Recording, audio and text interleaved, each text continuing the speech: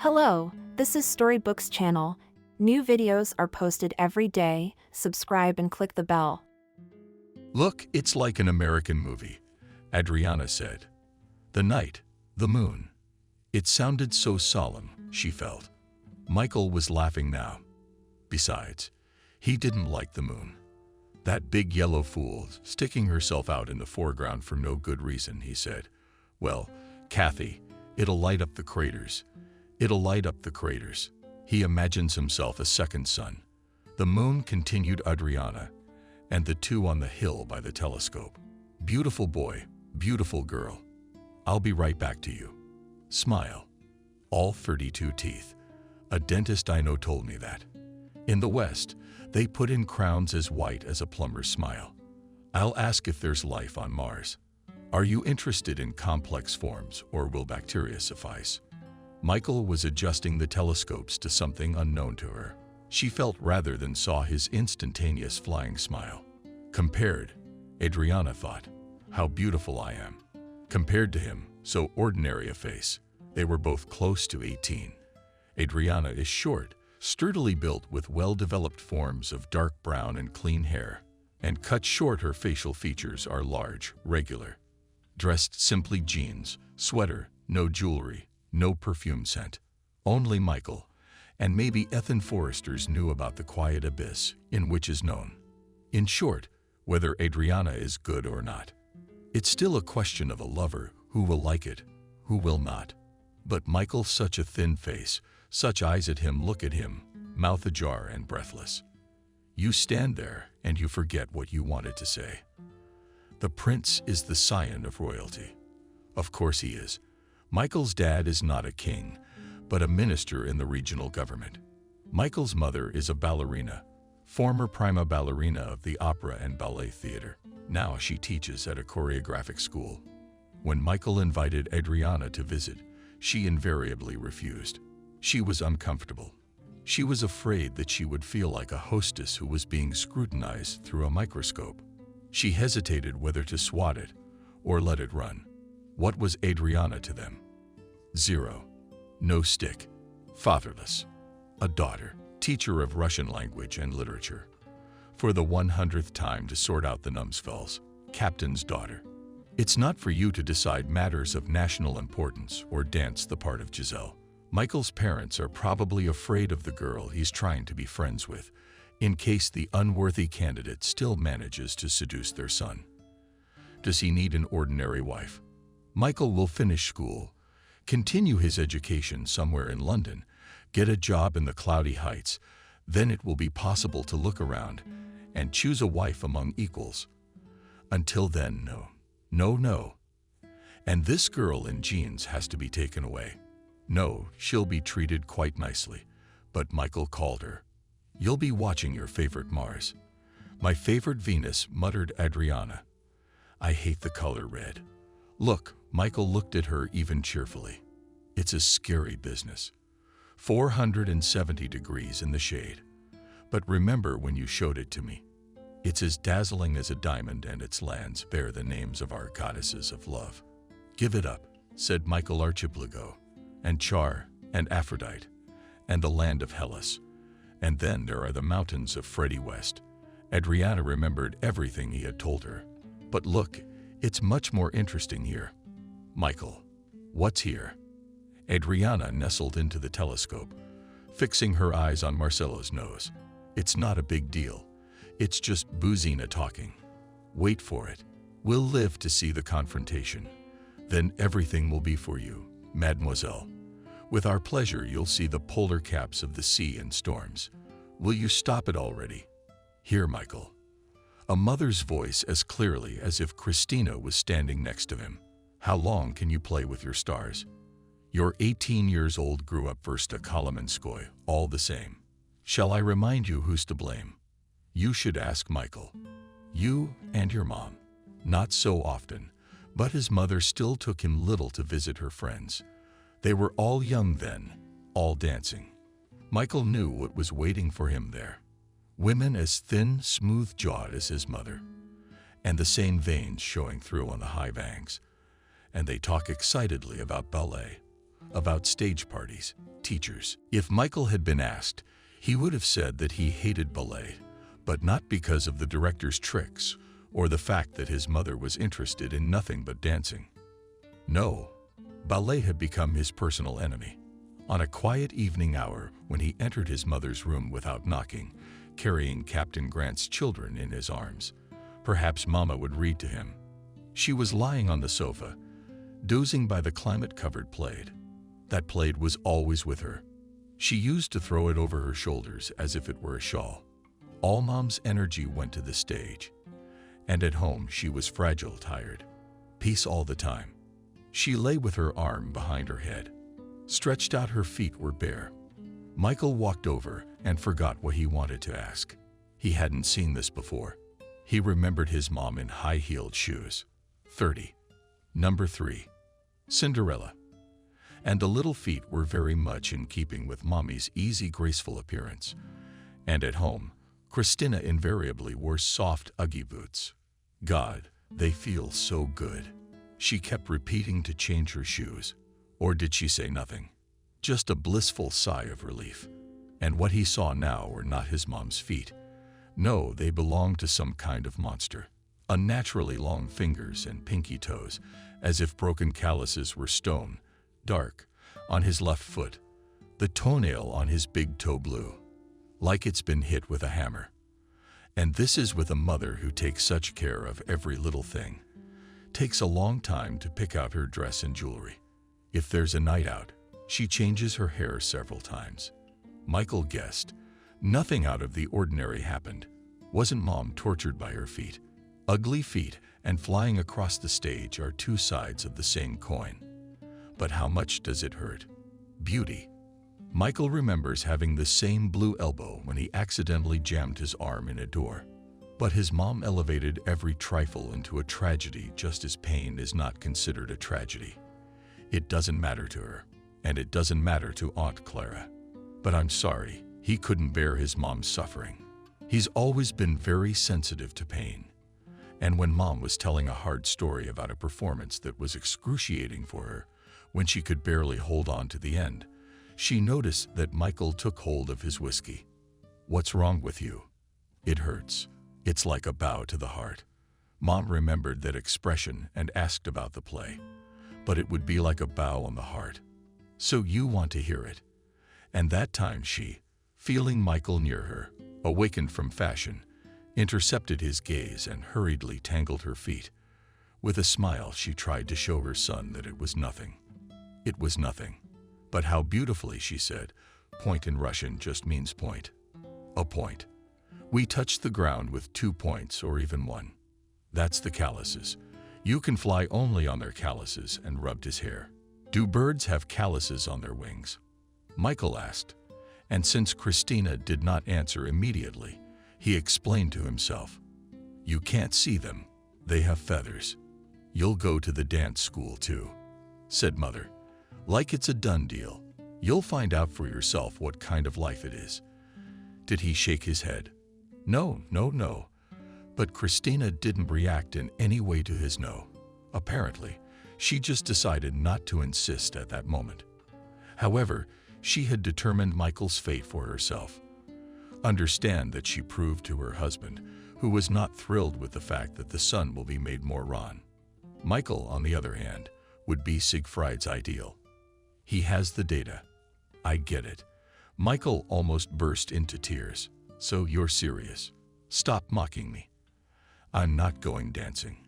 He imagined mangled fingers, all the body aches, and the daily grind at the bear. Just show them to the committee. Just show them to me. Christina convinced him a few months later. What have you got to lose? Don't worry. They'll see your sour face, and they'll give you a turn and go frozen. The admission tests were held in 3 stages. Michael on the girl couldn't. There were more girls in the crowd. Want to volunteer to sit on the ballet galleys, fat and thin, tall and short haircut. And with a bow, someone is nervous and pulls Mom's hand. Others repeat the voiced dance moves. Others have tears in their eyes. Michael defiantly turned away to the window. It is better to look at a rainy day on a wet black path in the park, to follow the drops running down the glass, than to look at this general madness or to hear the usual annoying whispers. Look, look, look, what a handsome boy. A quarter of an hour later, the handsome boy stood in front of the admission committee, and despite the fact that he was almost naked in just his panties, looked at the maestros mockingly with a look all those. Turn around, raise your head, stand on your toes, he performed quickly and carelessly. And the same mockery was felt in his movements. He's a perfectly built boy, the older man said. Of course, maybe he'll grow up too. But for now, yes, the lady supported him softly. As smoothly as his mother, she came up to correct his arm, and he noticed what a beautiful brooch on her chest. At the bottom of the deep cut of the black dress in the stone, a glow shimmering, sparks like a starry sky. The dropout was big, very big. When she and Christina were leaving, Michael saw tears in the eyes of not only the children, but the moms as well. In the second phase of the trials, the doctors took over. Here there were fewer marriages. About 100 people reached the third round. Of them had to choose 30. You will be played a piece of music. Mom forced and offered to dance. I'll dance for them, Michael thought. And finally he's standing in the middle of the hall. The accompanist is a little extra on the piano. She started to play. Michael recognized the waltz from the first bars, and not wanting to act, he threw off his arms and spun.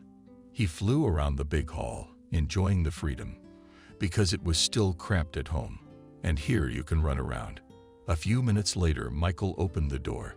Christina stepped up to meet him and got what she wanted. Almost hatefully, he shouted.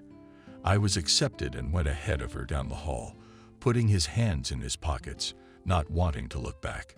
Seeing me off and whispering to the crowd. He didn't need ice cream now. He studied at the school for 2 years and finally became convinced that they have nothing in common with ballet. All those endless rehearsals, shouting teachers. Long leg, long leg, long leg. Step back on your left foot. You, or rather the foot, let the heel smile. And this pain that came as he expected the dreams and excitement of his fellow students, about roles, about performances. It was all completely foreign to him. Dove said, at last, to his mother, the old pedagogue Zakar. Having studied in vain all this time with Michael, don't you drive him with a stick along this path. A slave is not a praying mantis. Your boy deliberately doesn't want to do what I believe. How do you expect him to go on learning? Do you know what high school is like? Don't torture your son. Put him in a regular school. Christina was silent for a few days. Michael didn't interfere. He didn't approach her with questions. He understood his mother had to get over the collapse of the dream of his ballet career. So what? Soon everything would be back to normal. And to get under the hot hand to hear harsh and unfair words he did not want. In the end, his parents put him in an English special school and took a breath. Still, not exactly a rank-and-file path. The school is elite, and the child from a long struggle with ballet took it as a respite. And she's doing great. The only memory of the past. Mom takes him to visit her when she has a ballet society gathering. You'll remember later that you knew these people. Maybe if Michael were older, he'd appreciate them. But to a 12-year-old boy, talking about ballet is intolerably boring. And they don't even finish the sentence. They just start to say a few words, and then they laugh. They understand. They're their own. Aunt Clara doesn't have a cat or a dog. Michael had already eaten the cake. Now that the diet was over, he was putting in his second piece. Stretching the pleasure with a spoon, he poked windows in the soft biscuit and imagined that it was a knight's castle and from above along the Kremlin in their one-time walk centuries. Sitting mentally recalled the novels of Walter Scott, and the piece disappeared unnoticed from the saucer.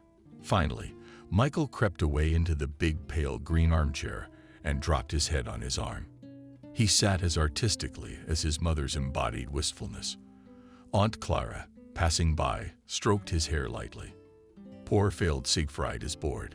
But look at this. The pictures are pretty. I lowered into his lap an expensive, heavy volume. It was an album called Mysteries of the Universe.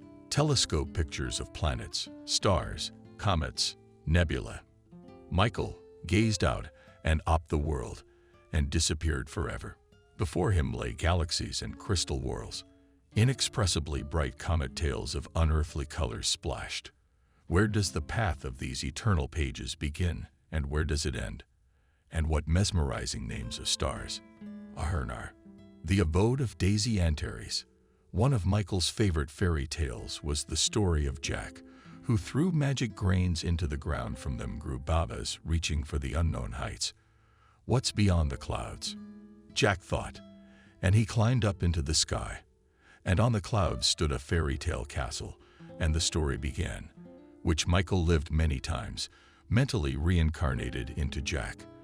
A single cloud with a castle on it and an enchanted princess who could be conjured would be enough for him. But deep down, Michael had always known it was a fairy tale. What he saw now, however, was a truth that could be seen with his own eyes every night.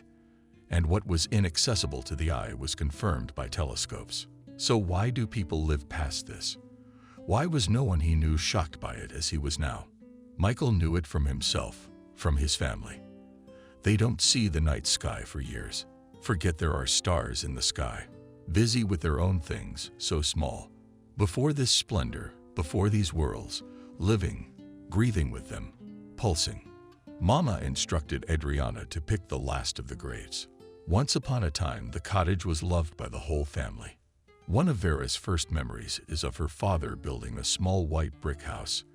Then it is covered with wooden carvings and next to the pool for the child to splash.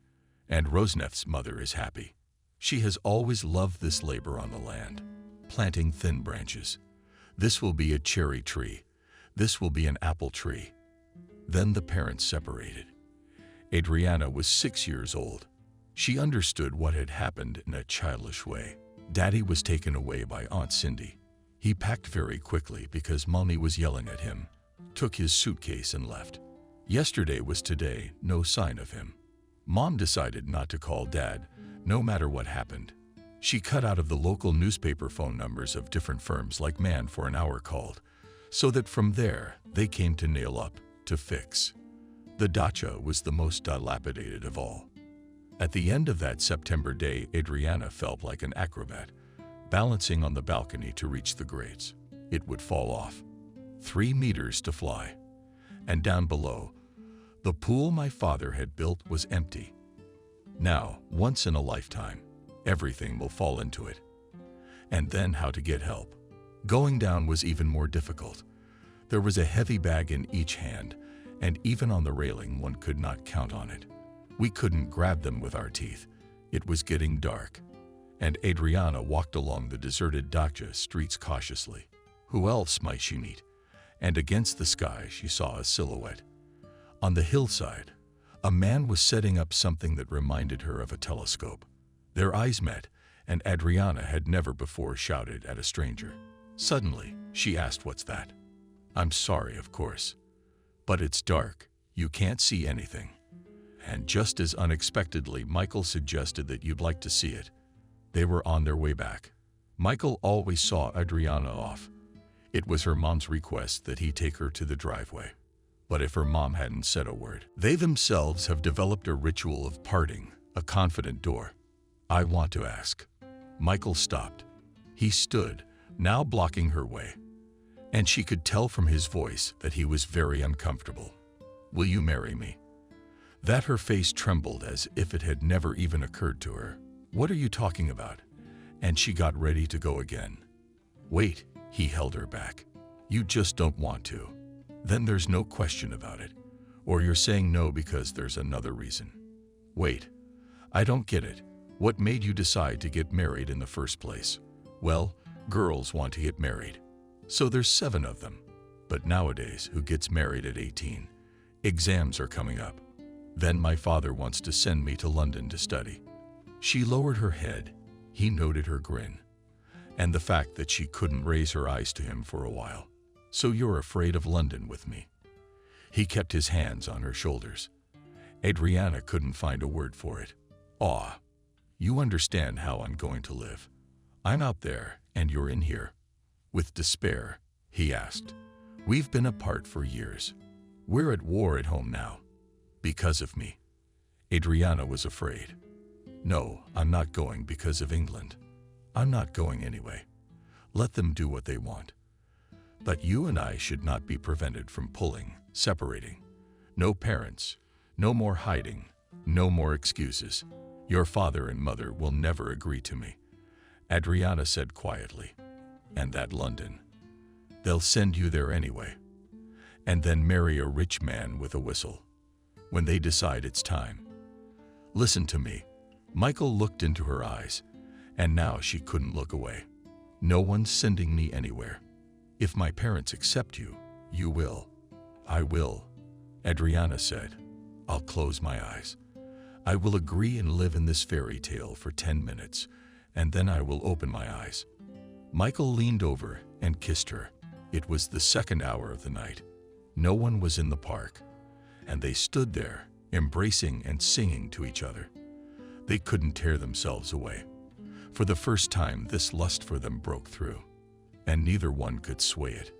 To the first, everything ceased to matter. Adriana had forgotten already that her mother was waiting for her at home.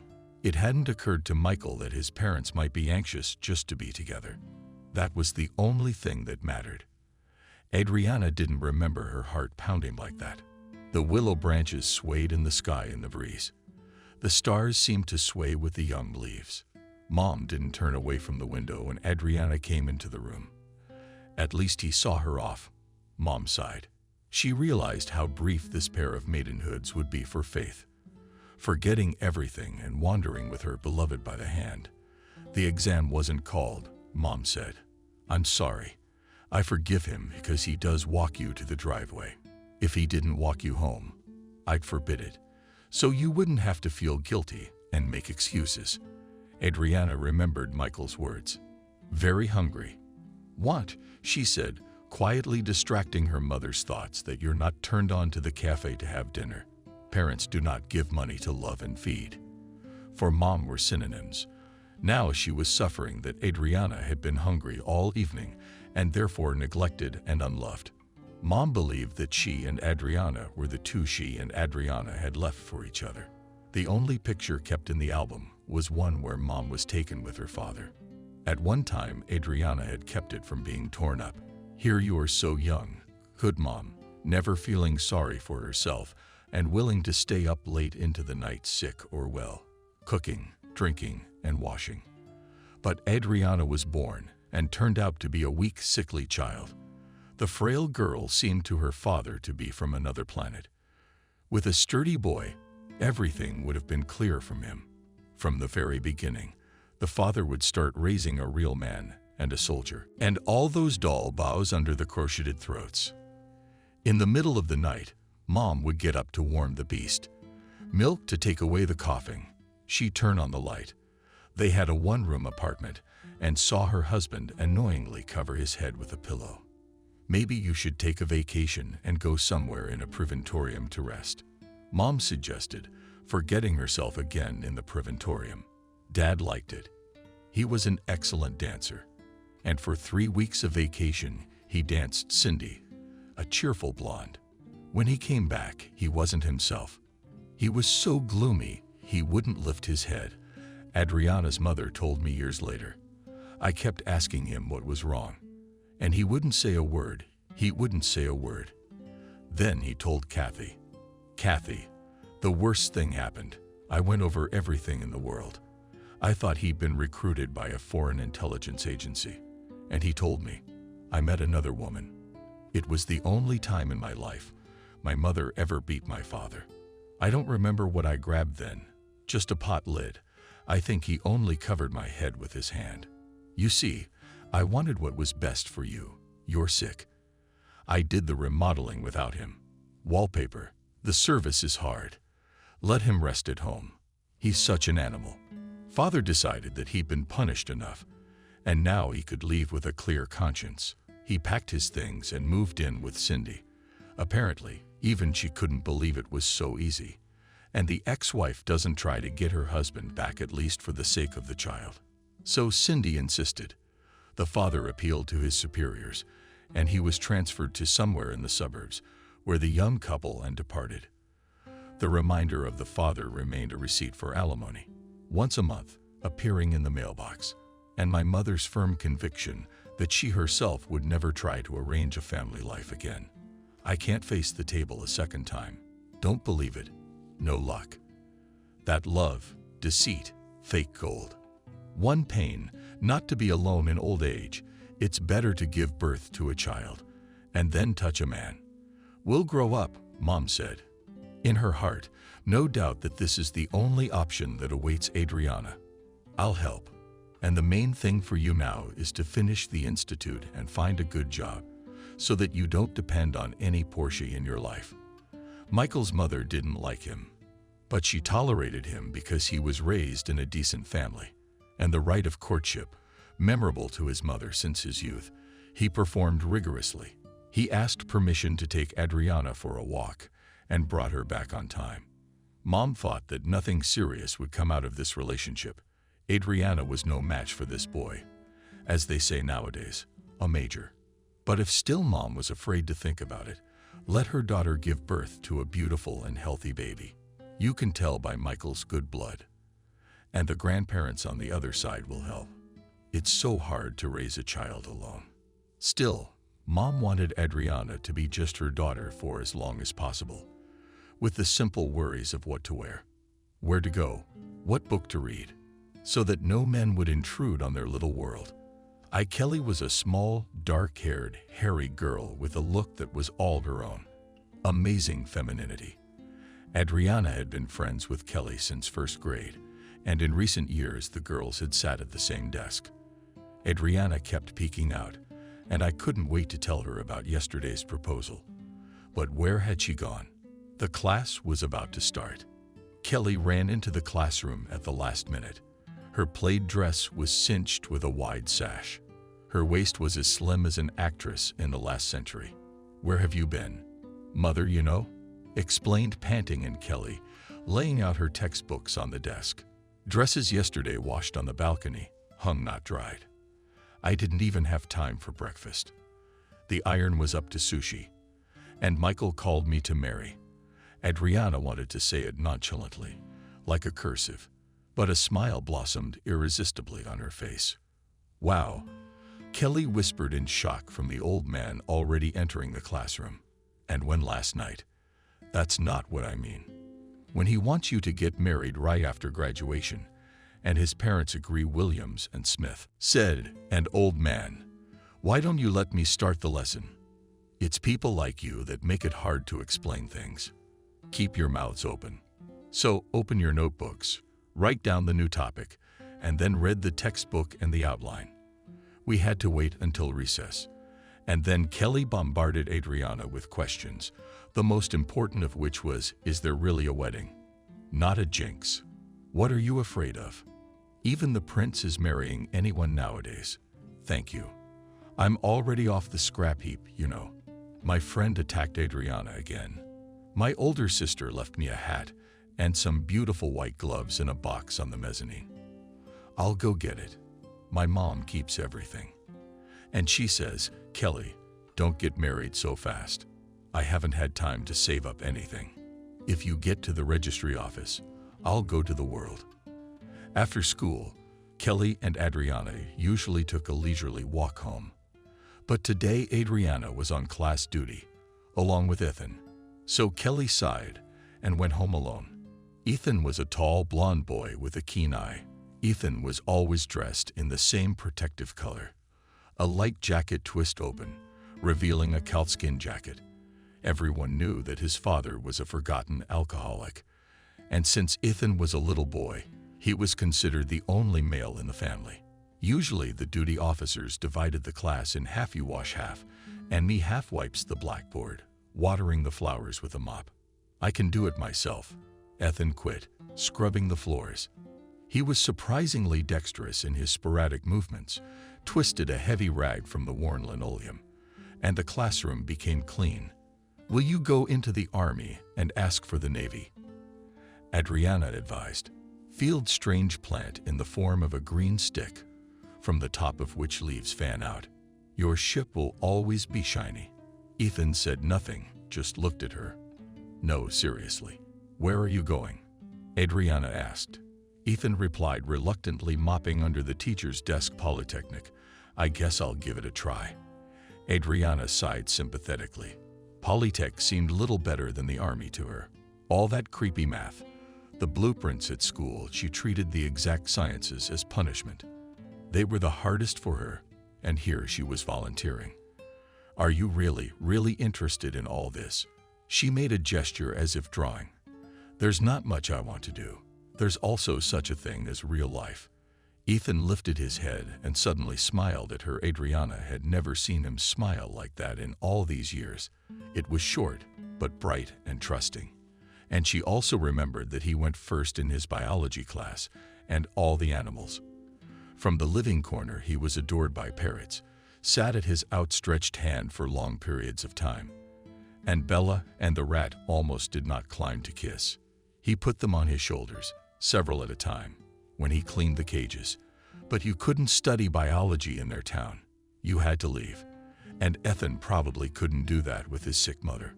Polytechnic Institute, 2 bus stops away, and the competition was low year after year. Where do you think you're going? Ethan asked. I don't know yet. With Ethan, everything is still hanging in the balance.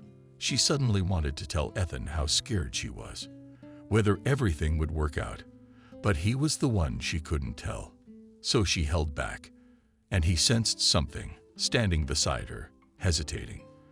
Finally, he stepped back. When the cleaning was done, they locked the classroom and went out onto the school porch. A warm breeze blew into their faces. The gardens were already matchmaking before school. And then Ethan asked you that way.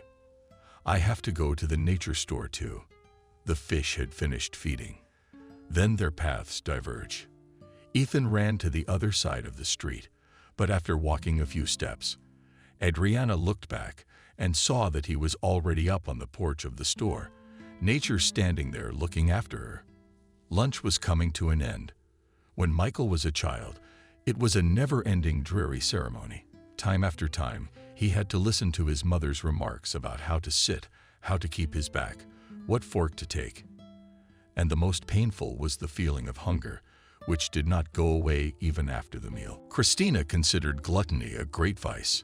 It's suicide to poison yourself with an extra bite, she repeated. And the plates usually had something symbolic on them. Then Michael became accustomed to the regimen and no longer noticed it, and was content with little. So what have you decided about London? Asked Rick about his lips with a napkin. If you are determined not to leave, maybe apply to our university. Dear parents, the family was used to this slight irony and accepted it naturally. Michael pushed his plate away. Let me make a counter-proposal. I will enroll in any institute of your choice and graduate in good faith. The parents looked at each other. So you didn't believe in any of them? And your astronomy? And what do you demand in return? Asked Rick. He knew that his son's word was unbreakable. And now, if he gives them a chance, it is possible to make for him the most important step that will determine the future of Michael. He would put his son through law school and then take him into the ministry afterward. So clarified Rick. In his heart, he was ready to make all possible concessions for the sake of the main thing. Michael held his breath. Right after graduation, I'm getting married. Christina dropped his hands powerlessly in his lap. I don't even know what's worse, she said. Wait, gestured Rick to stop her and clarified businesslike. We know this girl. It's unlikely she hasn't come to us. And how long have you known her? The last words the mother emphasized the second year. But you're not getting married because she's a face. Has she distorted it? No, mother, she's not pregnant. I would also like to add that no one is blackmailing me. Yesterday when I proposed to Adriana, she was even more surprised than you are now. So you've already made up your mind. What if Dad and I had? Mom, let's not play out the drama of parental despotism. An autocrat. And hair. Do you remember how old I am? Do you know that I can make up my own mind? You still want drama? Go ahead. Disinherit me. I agree. Christina sighed and looked at her husband.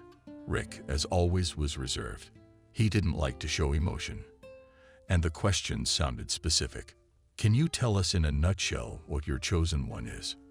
Michael shrugged his shoulders. Her name is Adriana. She's the same age as me, and she's graduating from high school. And her parents? Do you want to know if she's our type? No. Mother's a teacher, divorced. I don't know the father, if there ever was one. Christina, without raising her eyes, nodded her knife on her plate. Katya. Rick stopped her. We'll talk to you in private. And you're him, Michael. Tell your Adriana we're inviting her to dinner. We should get to know each other better anyway. Dinner was served in the small dining room, where the family usually gathered. Michael saw that as a good sign. Only the immediate family was invited here. But maybe Mom just decided that there was no need to parade some girl from the back alley. The parents were already seated at the table.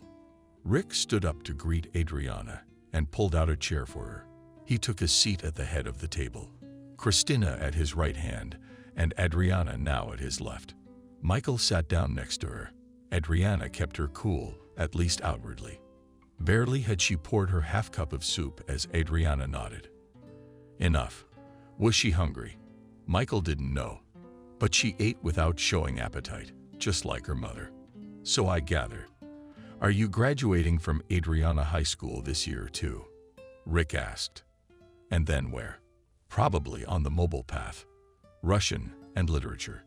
Yes, we have to do that. Rick nodded. The Russian language is in a terrible state nowadays. I myself did not abuse it at school, as they say. 4s mostly, no more than that. Komsomol work took all my strength. But what's being done now? It's impossible to convey. You know, I have to look through a lot of documents and sign them. So believe me, I'm horrified. My young people are ministerial beauties, all with higher education, or even two. They'd write something that would make you laugh, or call an interpreter to explain it to an old man. What were they trying to say?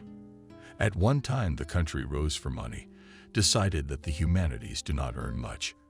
And now it's cleaning up the mess. Oh, dear mother. Rick put his hand to his cheek. Michael felt that his father's friendly tone touched Adriana. She obviously did not expect such attention, and answered him with an uncertain smile, in which sincerity was already evident. You must read a lot, Adriana. Michael, what does she like? That's rare these days. It's nice to meet such an attentive gaze. How are you looking at me now? It's the look of a man who reads. She put a big plate in front of Rick. The roast must have been cooked separately for him, because everyone else was served much smaller plates of stew and vegetables, herbs, unknown fish. Not a serious meal in my household, Rick said. Perhaps, Adriana, you can keep me company later. We'll eat humanely. Or are you an advocate of healthy eating too? A slight sound escaped her lips. Christina reminded her of being used to judging her ballet girls in terms of classical figure or marriage slouchy. She didn't like the look of Faith at all, which promised a heavy womanhood in the future. Didn't you take dancing lessons yourself, Adriana? It was Rick again. I did, Adriana nodded. In the 7th grade, an aunt came to us and started to persuade us. Promised they'd teach modern dance to the sick. She got all the girls excited. But when we came to her at the Palace of Culture, it turned out that she probably went to all the schools and the girls gathered. There was nowhere to stand. So this madam organized the selection, and you didn't pass it. That's not true. I was almost the first one out. I had to dance. You know, the 1, 2, 3 waltz across the room. I got confused about which foot to start on, and the lady yelled right away. It's pretty familiar. Christina, nodded Rick. Then we were gathered all the enrollees and comforted because some of the girls were crying. We were advised to do something else. I was sent to the puppet theater to work with puppets. I needed those puppets. What are you interested in now? Adriana shrugged her shoulders slightly. Art. Yes, I still love it. But it's a bit of a drive. The Philharmonic Theater is across town. And then there's grad school. That leaves books. I read a lot. You're not interested in politics. It's not my thing. Well, thank God. It's a man's business, after all. Rick's up. Well, darlings, let me say goodbye. I'm due at the ministry at 3. Passing Christina, he touched her hair with his lips and whispered, "Quite a nice girl." And there was no need to worry beforehand. But Christina sat tense, silent, and he never knew what she thought about it. The prom was over. No other way to put it. The school cafeteria thing didn't work. Rich parents insisted we should rent a floating restaurant, the one by the riverport. Of course, the grown-ups promised there wouldn't be much alcohol, just a little bit, but everything went as it went. And by 1:00 a.m., I ran into Lisa's class. "We have to get Betty or she'll fall in the water." Betty, the tallest girl in the class, was so drunk she couldn't think straight. At first she sat on the steep metal steps of the gangway and resented why the damned steamboat was rocking so much, even though the floating restaurant was deliberately offshore. Then Betty slipped down the gangway. By some miracle, she didn't break her leg. As we know, the drunk is lucky. Now Betty was standing over the side and throwing up. Eventually, Betty was laid on a bench on the upper deck by the class, covered her with her cloak, and Betty fell asleep. The three of them sat in a corner of the room, Adriana, Kelly, and Ethan. Adriana didn't want to wear her royal blue dress. It would have drawn stares. I had to explain where it came from. And Adriana was afraid to jinx it just yet. Didn't even mention Michael. And the dress she was wearing was that simple cast-on sheath that her mother had dreamed of. I sewed a light-colored suit and went out into the world for the first time. That's it. From now on, we'll only see each other at get-togethers, Kelly said. Slow music started playing. Ethan took a sip and asked Wind if he would go dancing with me. I misfired behind, nodded, and prepared to kick Adriana under the table with my foot. Had she refused, but Adriana rose with a smile. Only now she realized Ethan was in love with her and wanted to give him a happy moment. She didn't just put her hands on his shoulders, but snuggled up to him. And it made her feel good to feel his strength, his gentle hands rough against the warmth of his jacket. She reached her cheek to his shoulder, sighed involuntarily at his scent, and felt herself breathless with excitement. And she was so at ease. She pulled away and smiled affectionately back at him. At his look, at that tense question. "You'll be all right," she said, and hugged him again with the movement of the dance.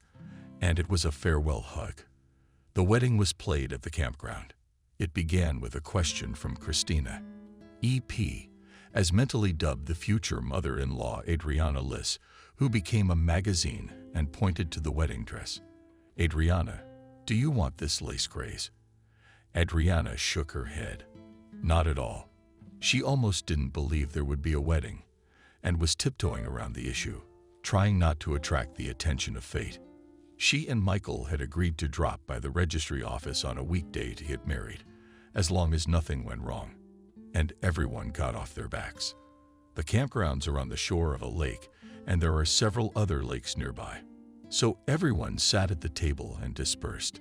Michael saw his mother and father sitting on the shore in a deck chair, and Christina's face is peaceful. The mother listens to the nightingale singing. Michael did not understand how one can come to nature and turn on full power music. Nature has its own concert hall, and this every time unique melody people hear so rarely. The glitter of small waves, the sound of young leaves, the rolling grasshoppers, and never do they pour in so self-consciously as they do at this time of year. Birdsong. Good, said Christina with her eyes closed. God, it's good. Are there fish here? Rick asked. Michael laughed lightly, remembering the picture. Once his father had taken him on a business trip. Officials were meeting in a rest house near Moscow. They were discussing something. Michael didn't try to find out that they wouldn't let him into the conference room anyway. He was off wandering in the spring woods. But when Rick stuttered about fishing, the organizers of the event immediately rushed to organize everything. And within an hour, you could see this sight. Rick standing in a small pool with a straw hat on his father's head and a fishing rod in his hands. Classic fisherman. The water in the pool is up to his ankles. You can't even see the water. It's all fish. Fish in the pool poured so much that legs and hands grab all around splashes in the shimmering silver scales. Michael noticed the confident mom tears on her cheeks and, without telling his wife, approached, leaned in himself. "Kathy, what's wrong?" "Nothing, nothing." She wiped her eyes hastily. "It's all over now." Well, Bereznoy stroked her hand with affectionate fingers. "Our everything with Adriana." And not wanting to explain, she hastily turned the conversation. "I'm very afraid for you. Why are you taking an airplane?" "I'm so afraid of flying." She always foresaw the bad. The black pessimist was talking about himself even now. "Isn't it scary to take such a risk?" "That it's a good thing. Greece and Adriana have never been abroad, but if something happens, I'll lose everything. I have nothing left to live for. Michael's parents have one too. Don't worry, nothing will happen to us in the sky. I know that. The sky won't hurt us." Michael looked into her eyes, and though she still felt no tenderness for him, there was something in his gaze that was so understanding and compassionate. The strength of these feelings seemed out of place.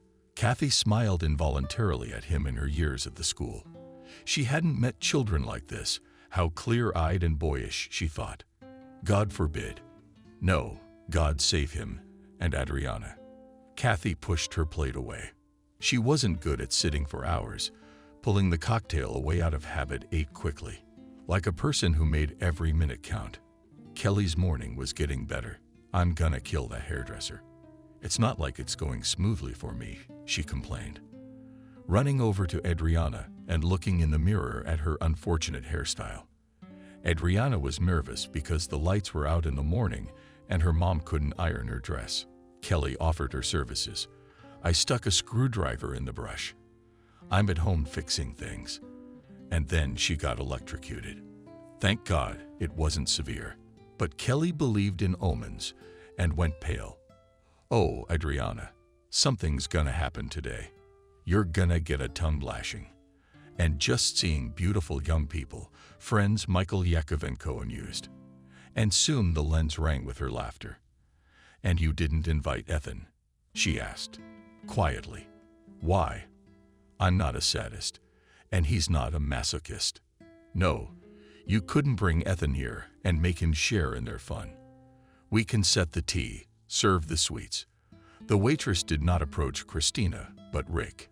She was experienced and unmistakably figured out the main person at the wedding. Rick glanced at his watch. "Wow, a cab will be here for the guys in half an hour. Serve, of course. Let them at least try the cake." The cake was ordered several stories high. If it was a gangster movie, the lid would be off and a guy with a machine gun would pop out, whispered Michael. Adriana giggled, and Kelly businesslike looked at the cake and said, "We'll have to take everything that the guests will not eat. Take it home." Little by little it was getting dusk. The silhouettes of trees, the stars in the sky had lit up with small sparks. They waited, listening to the noises of the cab engine. The young ones were flying to Athens and traveling further in Greece. "That's a good tone," the EC said. It used to be the way things were done. Church in the morning, restaurant in the evening, and then the train to the honeymoon. "Don't worry, Adriana. Your mother and your friend will be delivered safely home," Rick said. "I'll call you as soon as you get on the plane and when you arrive," my mom asked, and how she didn't want to hide it. But Adriana felt both her anxiety and her pain. "I will." Michael threw his jacket over his shoulders. Into the car now. She resisted, but she didn't take off her jacket. It seemed to her that she was embraced by warm hands, and a moment later a bell rang in her pocket. Adriana remembered that she hadn't picked up her cell phone all day, and the tap was still glowing blue. "A text message for the rest of her life," Ethan wrote. On the airplane, Faith had a strange feeling like they were flying to another planet. She didn't know English at all. She had learned German at school. Michael spoke English, even without an accent. Special schools and a musical ear. Plus, he traveled abroad with his parents almost every year, and now in the kingdom state of Greece, Adriana would have to cling to him like a deaf mute. Their independent life was beginning. Michael gave Adriana a seat by the porthole. He strapped her in himself, and she'd never been able to do that, even in the car. She'd never been able to do it. Even in the car, the belt wouldn't tighten. It wouldn't tighten. She had untalented hands. The plane started to taxi onto the runway. It's not that yet. It's slow, not scary, Adriana thought. The airplane shuddered and began to accelerate. Michael and Vera's fingers intertwined. "Are you afraid?" Michael asked. She was silent, but from her eyes glistening and wide open, he realized that she was terribly afraid. He leaned toward her. She felt his breath on her cheek. "Don't be afraid. Nothing will happen to me in the air. I know it. I can feel it. Don't be afraid to fly with me." But the airplane lifted upward, and Adriana jerked away from the porthole, pressed herself against Michael, and was no longer aware of being lifted by the unknown force of the engines, or its Michael hugging her. And they took off. Michael knew from experience that pilots gained altitude in different ways. Some lead the car as if they were climbing a mountainside, others as if they were jumping nonstop. Michael liked a continuous takeoff, and right now the car was going that way. The hour was late, and most of the passengers were trying to sleep. But Michael, like all nervous people, could not sleep on the road. He was glad he did. And believe, I didn't. Why don't we have some champagne or cognac so you don't get scared? No, I don't want to. I'm drunk enough as it is. Wait, I have a present for you. I wanted to give it to you this morning. Michael took something shiny out of his pocket and put it on her arm. Quietly, the rings quivered. Adriana did not look at it immediately, almost fearfully, expecting to see expensive stones. But when she opened her eyes, she saw the bracelet was quite simple. Copper rings, some metals, a glass, white, and a flower. "It's Adriana," bent over myopically. "I found this. I bought it at a junkyard. Look at all of Exupery's little prints." And she saw on one of the medals and displaced the figure of a boy in a long cloak. "There's the rose, and the little brass lantern, and stars that laugh like Cubans, and a bronze 2-engine airplane. It will seem to you as if I were dying. But I'm not. My body is too heavy. I can't carry it. But it's like shedding an old shell. There's nothing sad about it," Michael said, humming as he always quoted memorized lines. And then he added, "You know, they found him, didn't they?" "Who?" asked Adriana, ready to cry. Everyone thought he'd been shot down by a German pilot. But recently fishermen found his bracelet. And then they found the wreckage of his plane at the bottom of the sea. But he was shot down. I think it was him who sent the car to the sea. I remember our Grinia, and for him, and for the soldiers of the GC flight, was a miracle. They thought that pilots were like birds. And then came the heavy machines with a lot of instruments. Gone was the imagination, the dream of poetry, and Exupery. He was sick. His back kept him from flying. Rumors were spread about him. Everything was so painful, so dirty, even his favorite things. Talking about him, I think he just decided to disappear. Don't cry. Better shake your hand and listen to the stars laughing." Adriana shook the brush lightly and heard a gentle, slightly audible, and the tinkling of crystal stars and tambourine. They tinkled, making contact with each other and hitting the bronze airplane, as if flying between them. They were sitting in a small tavern. "That's right. How does it sound?" Adriana said. "I thought it was purely pirate. From the last century, anyway. A place where drunken sailors congregate." "Not at all," Michael laughed. "In Greece, a tavern is a commonplace. If you look in and see that the tables and chairs are simple, like in village houses, and all the furnishings are the same." "That's exactly right. Greeks love them for hours. The most famous people sit here, and they come here all the time. Take a look around. Maybe there's a minister or an artist next to you. That's the kind of democracy they have. Or better yet, you have a menu and choose what you want to eat. Yeah, I'm gonna get it. Translate. Come on, Adriana asked. I can't even pronounce what it says. Here Michael poked his finger into the lines with a name like that. We just can't miss the lemon soup cat. Adriana couldn't take it anymore and laughed. I want that lemon soup cat. We're ordering cat soup. And we'll also get the variglico. This strong, sweet coffee and sun, young wine infused with smelly conifers. They sat and ate this fabulous soup, which turned out not to be of mustachioed striped at all, but rice with lemon, with juice. They ate fish fried in olive oil. In small sips they drank hot, really very sweet, and some kind of thick coffee. Before tasting something, Adriana sighed at the smell. There was nothing to compare it to. It seemed to her that the Greek gods ate exactly what they were eating now. She touched the rough yellow and green checkered curtains with her fingers, and their table stood by the window and couldn't believe it was all really happening. And from now on she and Michael would be together. The world opened up to her. And it was so simple. None of those non-young Greeks sitting next to them were surprised that she was here. She had seen nothing but the outskirts of her hometown and had no hope of seeing anything else in her life. They paid and went outside.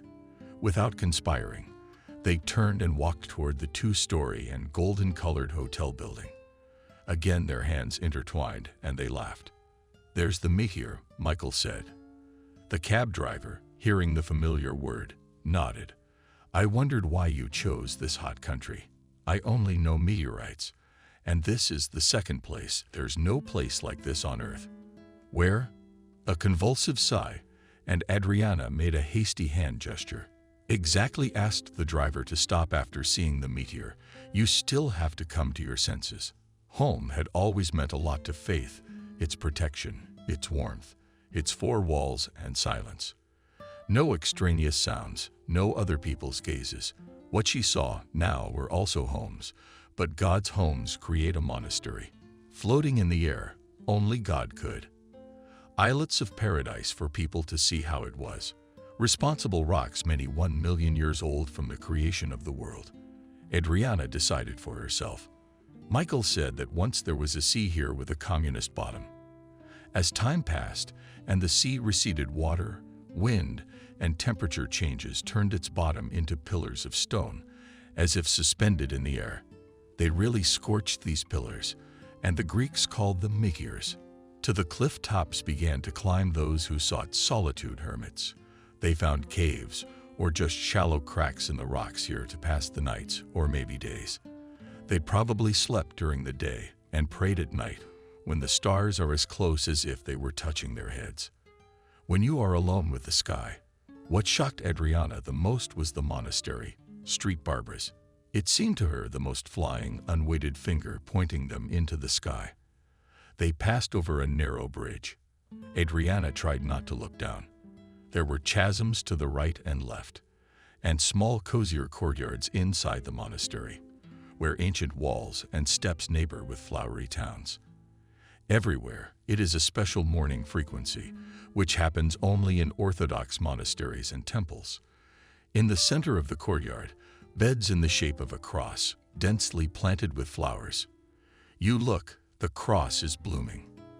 Later they will buy souvenirs, and what not only will not pick up relatives and friends, bags of herbs and bottles, with fragrant oils, ground and coffee, and Greek wine in empty bottles, painted clay vases, scarves, beads, statuettes, but about themselves will bring only 2 Tarot crosses. Michael will choose the golden carved one. It is permeated with air. Adriana will choose a golden one with birch inclusions, as if with splashes of sky. And it will turn out that they didn't choose them for themselves, but for each other. And they would exchange crosses, never to take them off again. They spent the rest of their vacation in Crete at Nicholas in the Gulf of Mirabella. There was quite a bit of Byzantine antiquity here too. The Church of St. Nicholas with frescoes from that era. St. Nicholas. Legend has it that Athena herself took a bath in this lake. I'll never forget it, said Adriana. Let's travel a lot with you. Every year we'll go to some new country. I also want to go to Norway. The fjords, Anderson green ice, and old trolls. The sea was calm, and the silver moon globe hung just above the water. Adriana couldn't stand it and followed the moon's path straight into the deep. A few moments later, Michael caught up with her. As the water began to nod their hips, they stopped. They stood in the moon's glow. Now, that's not going to happen anymore, Michael said quietly. What? Those seas? It will all be a thing of the past. An ocean of storms, a sea of rain, a sea of clarity, a sea of calm, a sea of fertility, and a sea of crisis. He was listing names, almost sang. They're right, my loved ones. They're right. You can't live in two worlds. Did you know that the moon's seas and the Earth's oceans are alike? They're the same depth. They have basalt bottoms, but our oceans are alive. Those worlds only come to life in the imagination. Enough. One must become a citizen of the Earth. He laughed softly, but it was a strange laugh. What are you up to? Anxious? Adriana asked. You won't be able to do without all this. Are you going to die with you? He laughed and drew her to him. Never with you. We are exiled, thought Adriana. After returning from Greece, they moved in with Michael, taking 2 rooms in the left wing of the house, the furthest away from everyone, with a private garden. Adriana was afraid to go out to dinner, too restrained. She felt herself at a table with a small tablecloth and numerous devices, where the servants served her. And most importantly, Michael's parents were nearby. And yet she walked. Rick was not always present at the table. Christina was emphatically silent. And if she spoke, it was to Michael. There was an unforgivable resentment in his voice. She wouldn't let the young people forget their guilt. They breathed it. Michael received a gold medal at graduation and entered the university law school in the summer. Adriana, on the other hand, didn't get a few points in PhilFac. Where else to go? There was nothing else to do. Please be with me, Michael. Please be with me, so that you're always here for me. Stupid. Kathy had a hard time holding back. Idiot. You realize you're going to be nothing. This family will throw you out sooner or later. And then what? A mop in your hands and scrub the floors. You're totally dependent on them. But Adriana felt that Michael had a string tugging at his heartstrings, and she knew that she was the one who couldn't hurt him.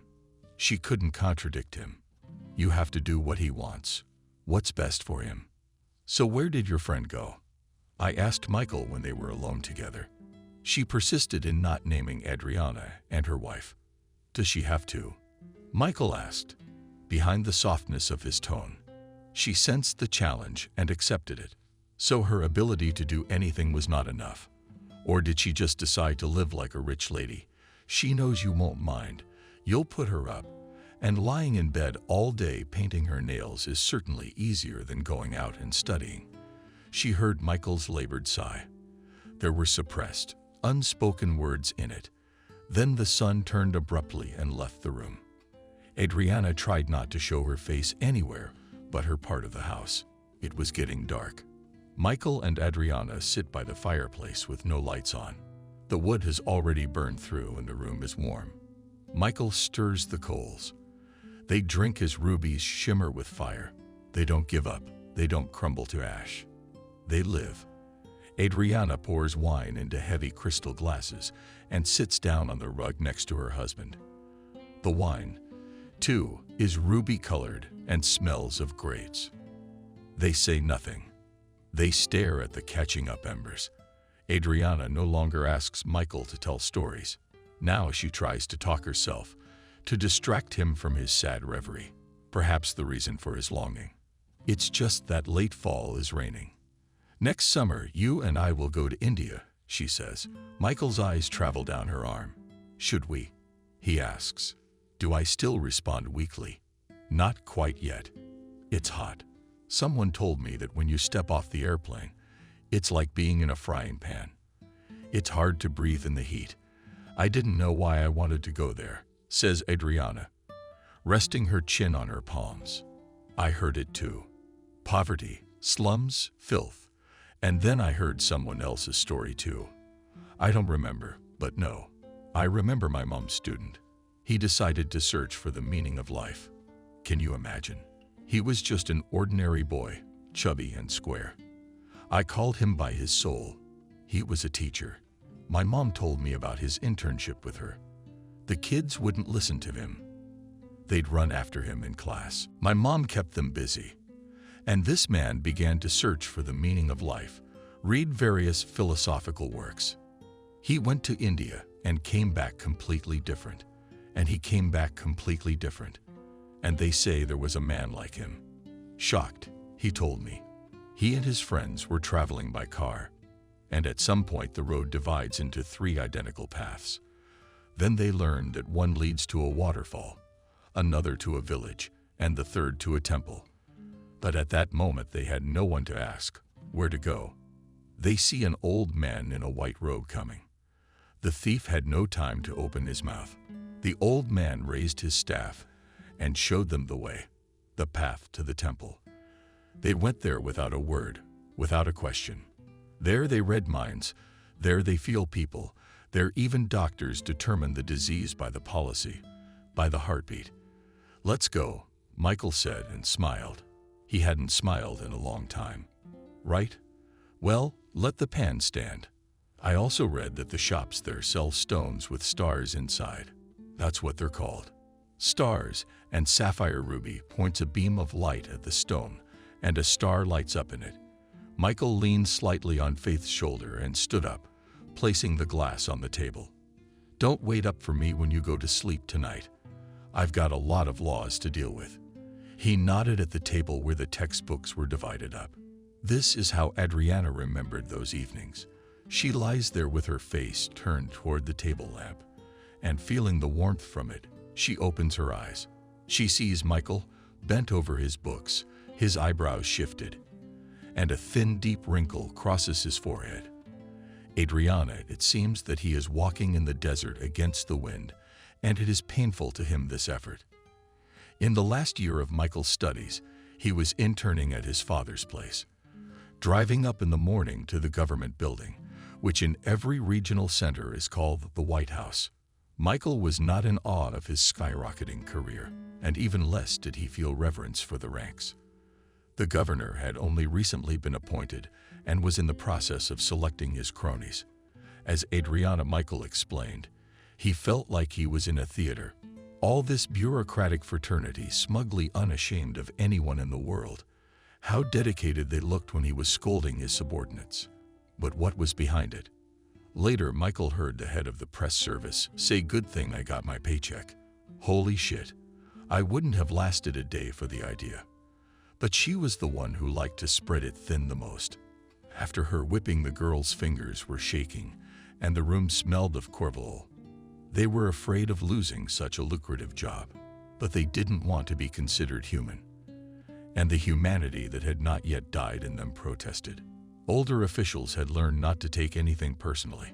Michael had been present at meetings where fluff and feathers flew, but the boardroom door slammed, and the officials went back to being nonchalant and casual, as if nothing had happened.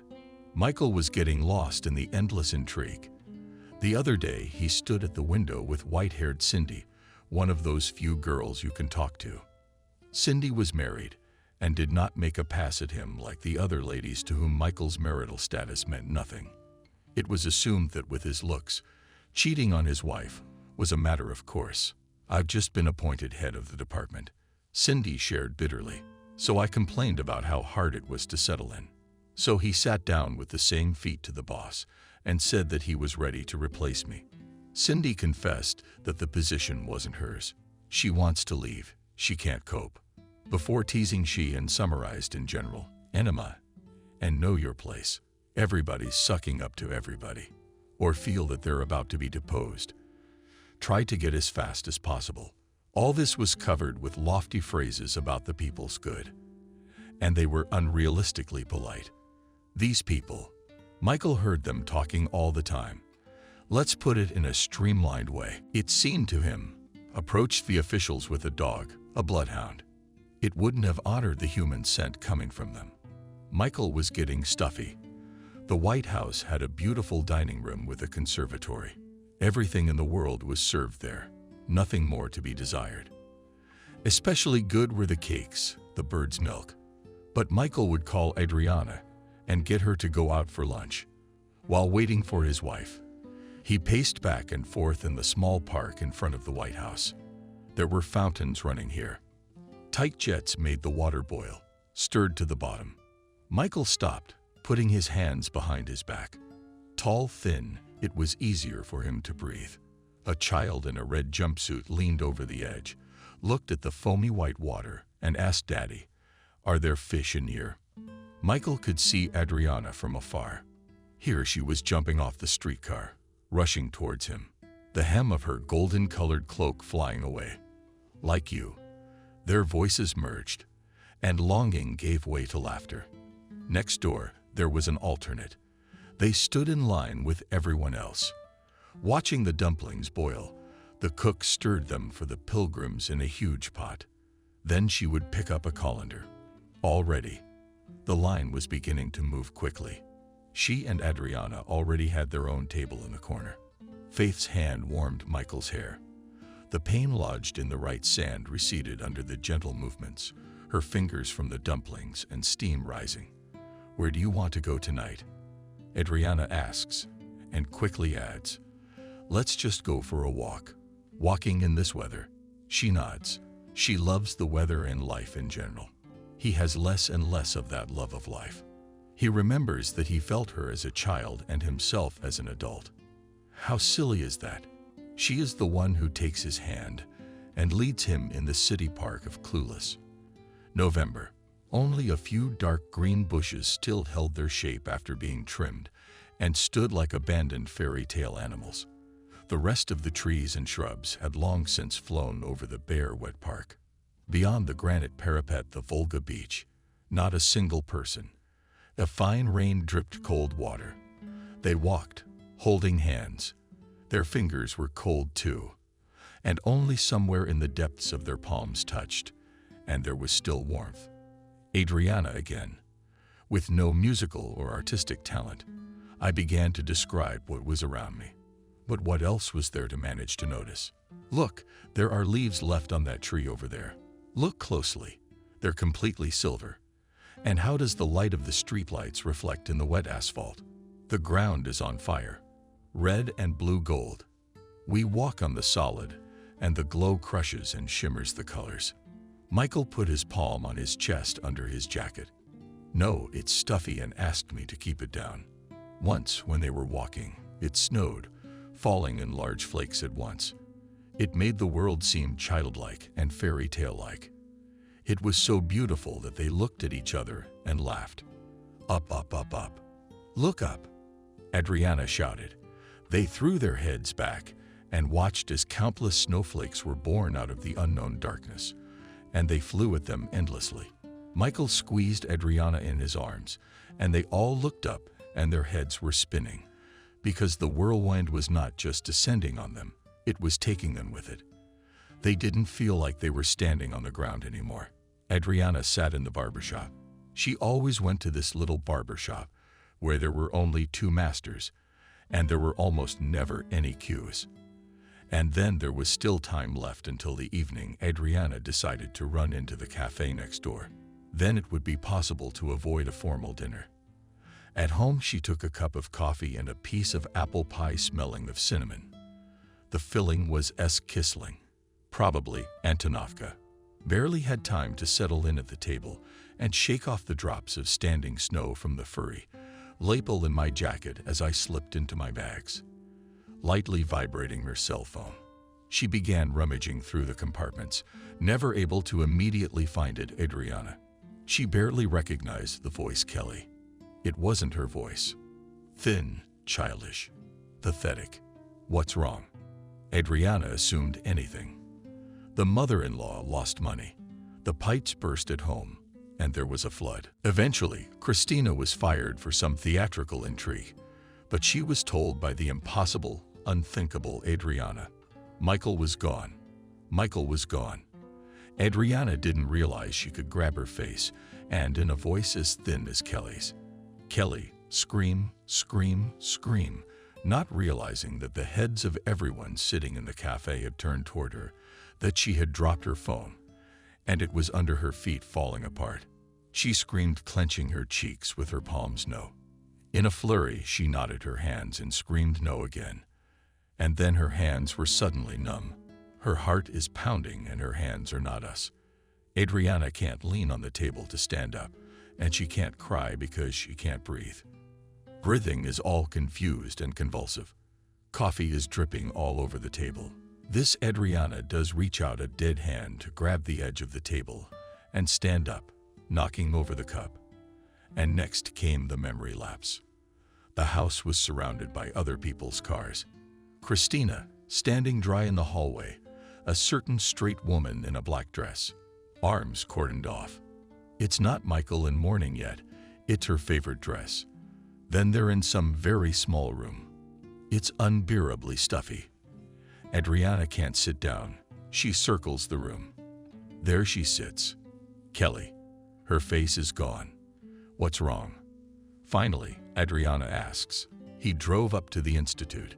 A fellow student saw it. A car was coming. Not sure if he was drunk, but still he parked it so as not to hit anyone. When they ran up, he was lying on the steering wheel, dropped his face on his hand. They say he was very white. They say it wasn't clear if he was breathing or not. The ambulance came quickly, about 10 minutes. They tried to do something, but they said it was too late, too late. They took him away without his life. Yes, but what's wrong with him? But from what? What's the heart from? Adriana, it's my fault. I'm the one who grabbed my head. I went and asked for a waiver so your family wouldn't exist, and now she's gone. Lightning struck. Adriana looked at the clock and saw that the time was approaching 6:00 p.m. This was the time Michael always came in. Adriana realized she was waiting for him. He must come. Adriana realized that she was going crazy. She must be taken away. She's insane, said Christina to one of the ladies she knew. Adriana sat by the coffin. The coffin was in the largest room of the house, the one she and Michael had recently called the sick room. Sitting there were those closest to Rick, Christina, a few elderly men and women. As it turned out, they're relatives, but there were a lot of people in the room. Adriana could feel their presence, their breathing, but saw no one except Michael. Michael's face was indeed very white now. To say he was just sleeping. But he didn't look like sleeping. There was a distinct stamp of death on the huddled features. It was impossible to imagine him getting up and speaking. All of him was already there in the unknown. Belonged to him.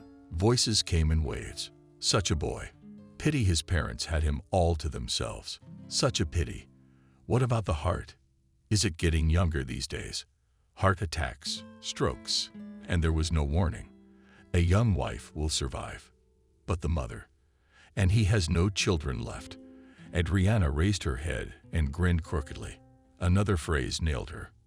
And the wife. Look, no tears.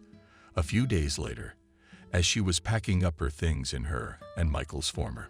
And now in no one's room she heard a radio, a woman's voice sang, "The land is empty without you." It was only then that she was able to drop her head on the table and sob. So the body was in denial. And she knows why he left. He was strangled by the stranglehold of everyday life. He condemned himself to it. He couldn't take it for her. And she realized it so late. Adriana left the room, hanging on her shoulder the same backpack that had accompanied her to Meteor an eternity ago. What was she to take with her? But she knew everything she needed. She did carry. Rick not being at work somehow mattered little in their lives. Rick. He was almost never there. Showed up at the table, smiled, said nice things. And he was the one who chose the road to Michael's demise. Didn't feel sorry for his son. Didn't let him go. And seemingly unbending. Turned out to be more merciful. How could she not want to see her son on stage? She let him go. Go on, you'd better dance. Christina stood at the foot of the stairs, knew Adriana was coming down, but had not yet heard her footsteps. She was just a girl. Flowers, rock pants, hair in a ponytail. Turned away, stood there.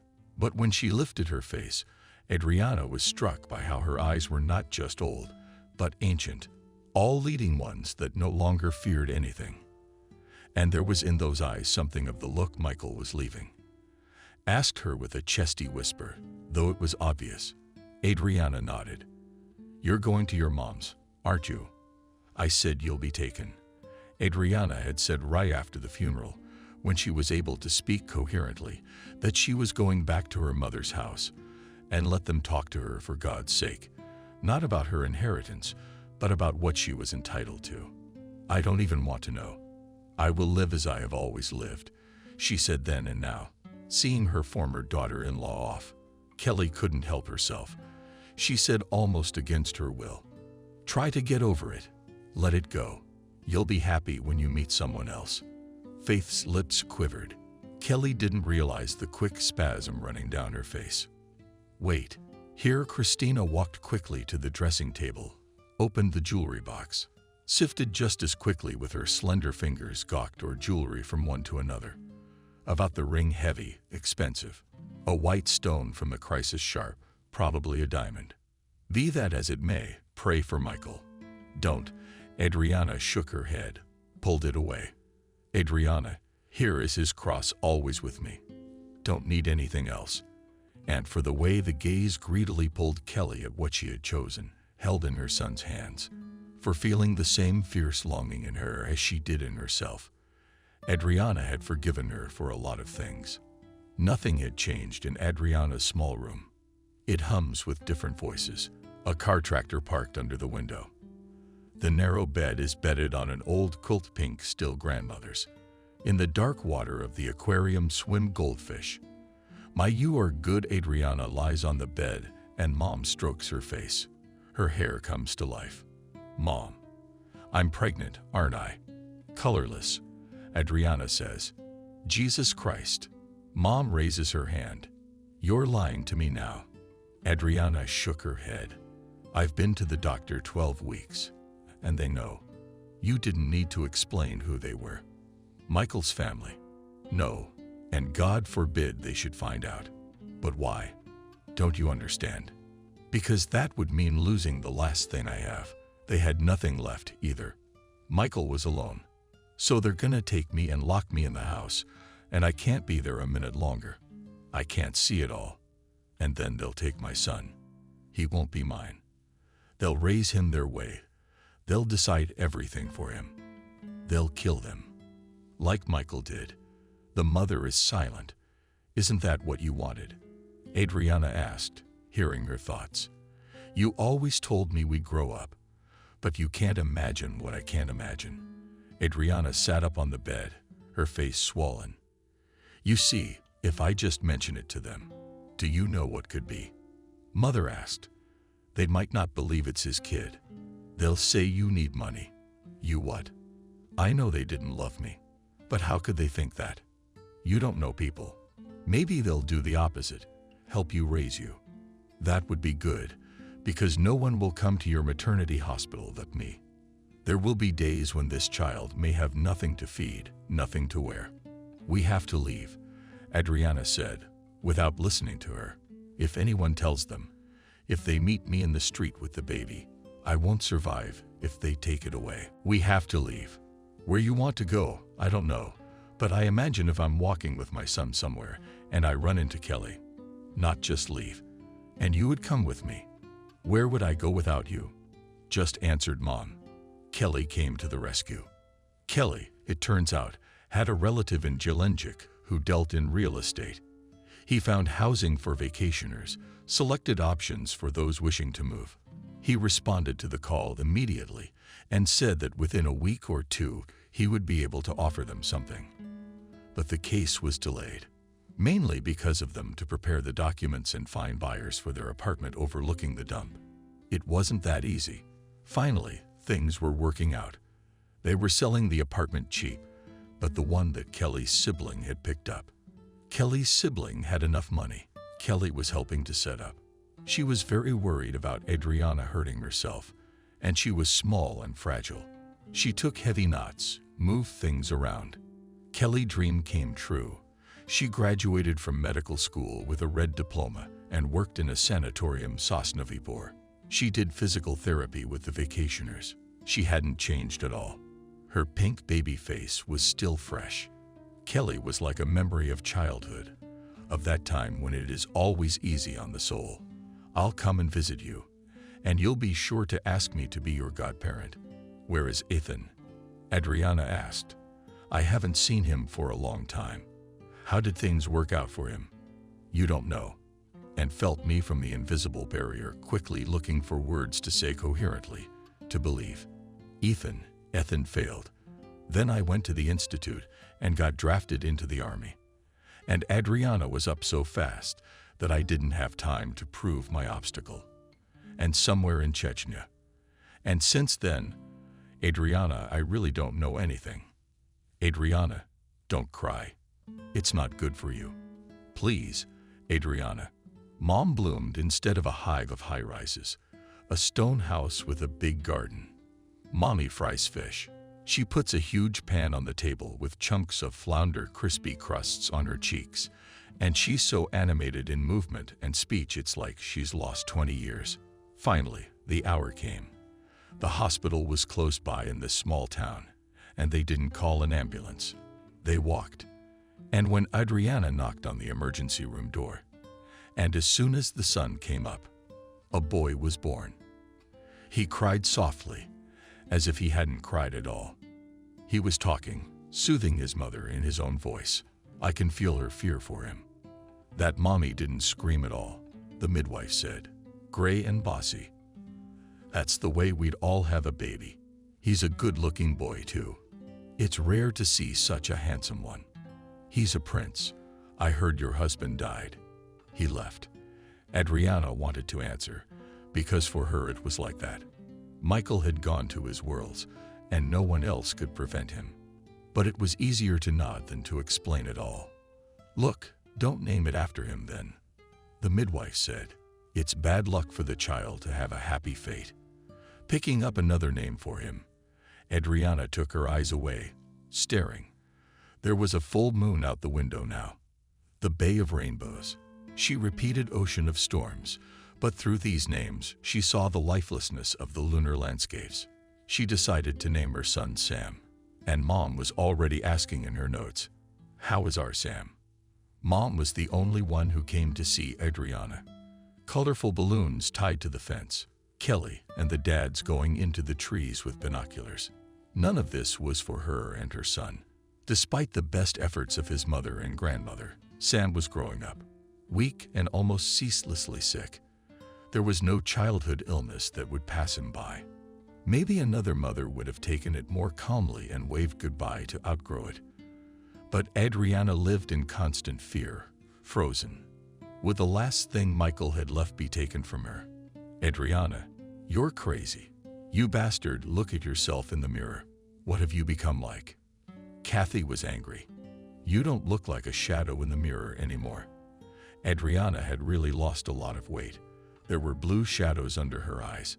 She forgot to eat because she was tired and didn't want to. She has snickered over these months obediently, uncomplainingly, like an automaton doing her homework. Mom would stand on the threshold of the bathroom, watching, shaking her head at the laundry grinder, a decrepit machine. Adriana bent over the tub. Sharp elbows snicker and puffs of steam. Believe wonders at Sam's voice. She fucks off the hand foam running to see if the baby is calling her. She wanted to hold her son's hand all the time. But when Sam turned a year old, she had to go to work. There was a job as a clerk in a bookstore. And Adriana was hired, although she had no experience, but she was diligently unrequited, even if one of the customers was cranky or rude. In addition, she read a lot and could suggest something, showed the shelf where the right books stood. She paid attention to the novelties. The salary was small, but at least it was regular money. Kathy retired and now sat with her grandson.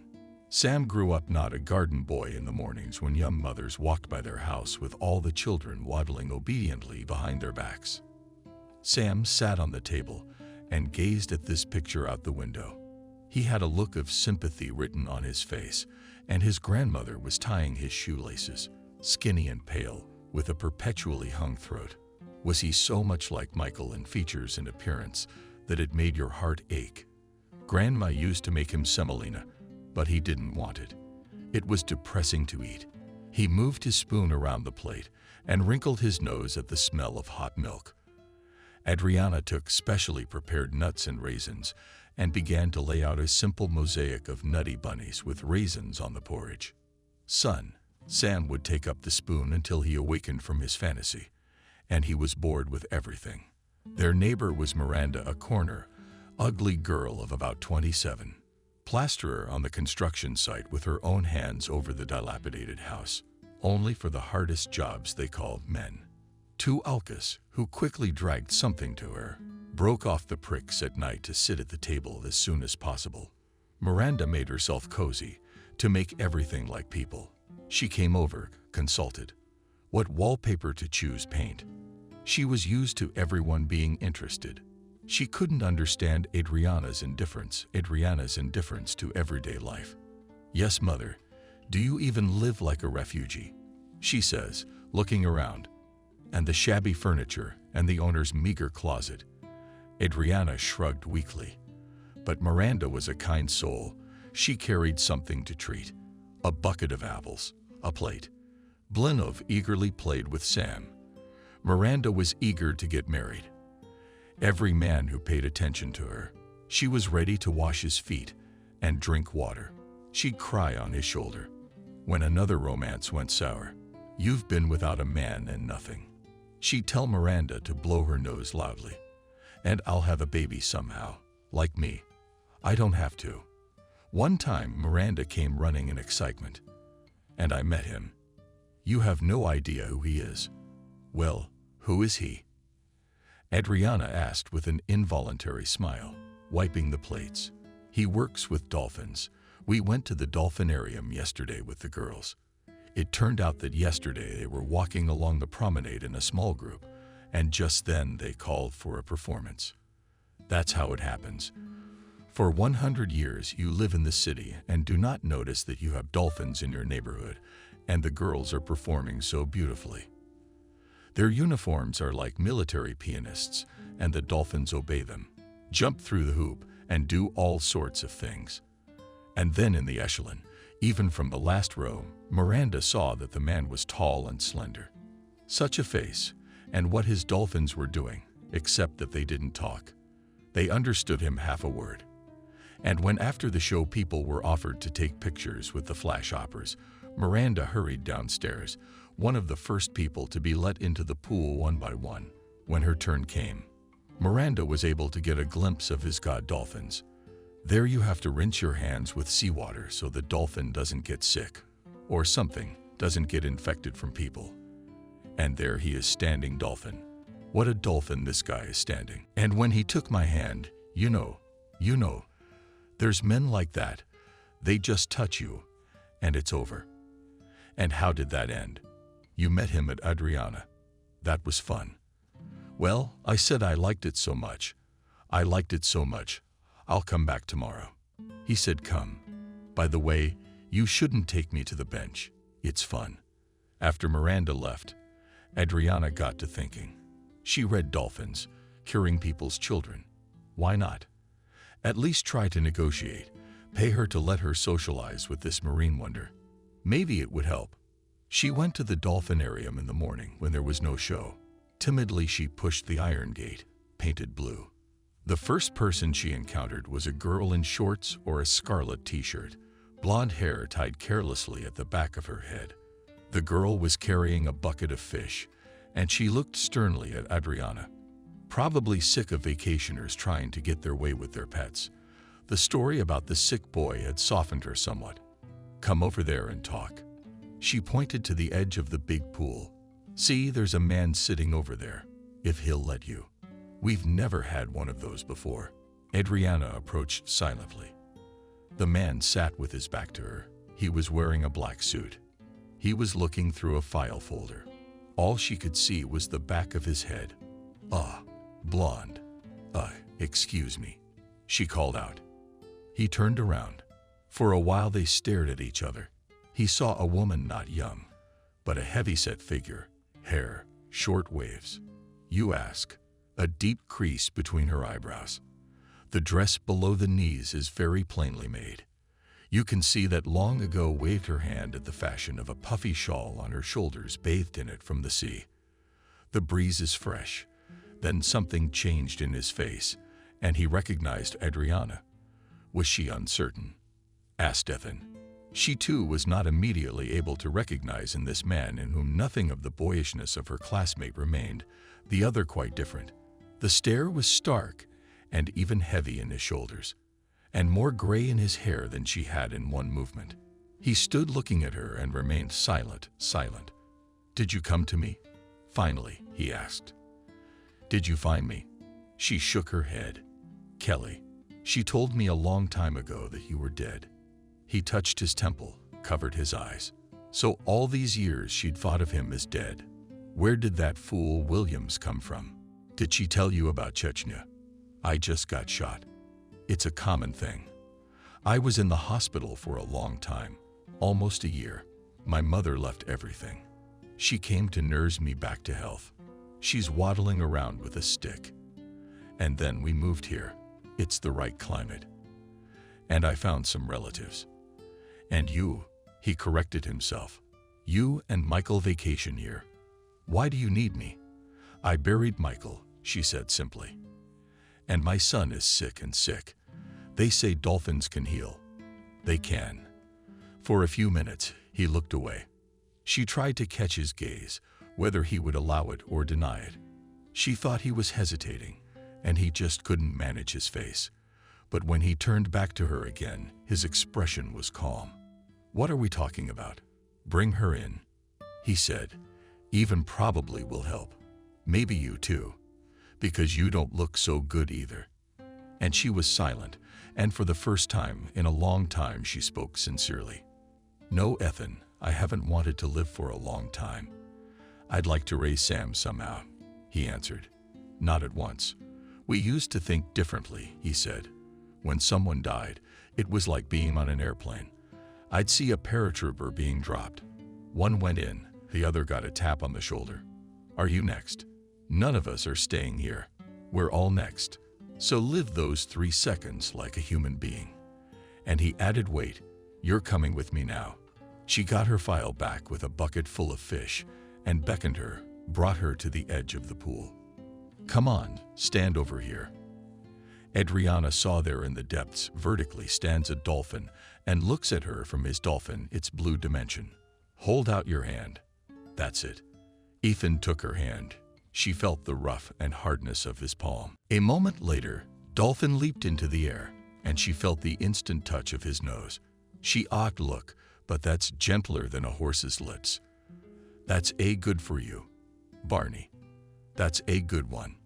Ethan crouched at the edge of the pool with a fish in his hands. The dolphin poked its head out, and it looked like a baby. It had a completely childish smile. She smiled back. They stood against each other, a sturdy floor and gray-haired man, and a small, slender boy. Hello, Ethan said. Hello, tilted his head to get a better look at the person he was talking to. Sam replied politely. They studied each other. Ethan saw in the boy's eyes of faith to an inquisitive desire to understand each. The same pity. This little boy seemed to be looking at him with compassion too. What frightened him? The scar on his face. He was lucky in that fight. How many were killed? He realized then how easy it was to die. Suddenly, the fierce machine gun bursts from the right. You turn your head and see that your comrades are already there, a bloody stain on their chests. And the eyes are calm, not familiar. The battle is boiling, and the man is already walking along unknown roads. Some say all warriors go to heaven, others say they are damned. Losing friends, Ethan believed that there they would be met with covered grass and silence. From his first days in Chechnya, And still today, silence was what he wanted most. His legs were ragged from knee to fingertips, an automatic rifle clutched carelessly in his hand. He was a sniper, and in his mind one thought pleading. The silence of silence. The sea is silence. When Ethan got home, he thought nothing would help. His whole body ached in pills, but a handful gave no respite from the pain. Friends were sending mummies. They called her to all parts of the country. Some to Altai, some to the Caucasus. You'll rest here. And then he hugged Delphin, just like Adriana, just like Sam did today. And he smiled at him from his childhood. Ethan cried. Then he learned that he wasn't the only one with tears flowing. Many of the people the dolphins began to heal could not hold back their sobs. And Adriana came as exhausted as he had ever been. She should just be taken by the hand and carried along as he led his boys out from under fire. Now it's her and that boy's turn. What's up, brother? You can't scare big fish like that. I guess they don't bite. Sam said diplomatically. I've read about them. Can I pet them? The water's warm, so take your clothes off, kid. They'll even take you for a ride. What are you doing? Adriana gasped. He'll catch a cold. He'll never catch a cold or drown. I'm watching him. Sam was so intoxicated, he couldn't remember himself, and he squealed with delight. The little baby vest was firmly encrypted on him, and his new friend stayed close to him in the water. And most importantly, the dolphin's elastic vibrations of the water from his big body. And you could throw your arm around and hug this fabulous creature and glide along with him on the water surface. Adriana sat on the edge of the pool, dipping her hand into the water to check that it was really warm, then wiping away the tears that rolled uncontrollably down her cheeks. On the weekend, Ethan had invited her to swim to the rocks. Where was she dumbfounded? What a mother. You've lived by the sea for so long without ever seeing it. I'll give you a tour.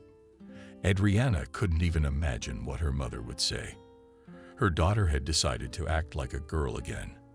And Adriana lied for the first time in her life. She lied. She said that this Sunday they made it a working day to rearrange the books. In the morning, the sea is clear as a tear, rested. Well? Asked Ethan. He sat at the water's edge and watched Adriana walk towards him in a golden sundress. He couldn't believe it was her, that she was here. He brought everything he needed, stretched us a towel. Lying there were 2 pairs of swallows. The red ones bigger, the green ones smaller. Tube masks swam. She asked. It was a wild beach here, large rocks with sharp edges. Ethan took Adriana's hand above the elbow. He wouldn't let her fall, and it was definitely worth it for her to slip on the long, silt-covered seaweed. As Ethan's strong fingers and instant reaction brought her back to her balance, the water seemed cold, and Adriana hesitated for a second there. She asked, pointing to a distant rock, "And if I'm not overpowered, I haven't swam in 100 years." "Yes, you will swim," he said calmly. "You'll surprise yourself. Just don't panic. Give it to the water. The sea will carry you." Adriana put on the mask. The rubber eased tightly over her face. The tube stretched her lips unaccustomedly, but Ethan stood by her side. Adriana lowered herself onto the water, and it was as if she had been transported beyond an unknown frontier. Into another world, he was as real as the earthly one.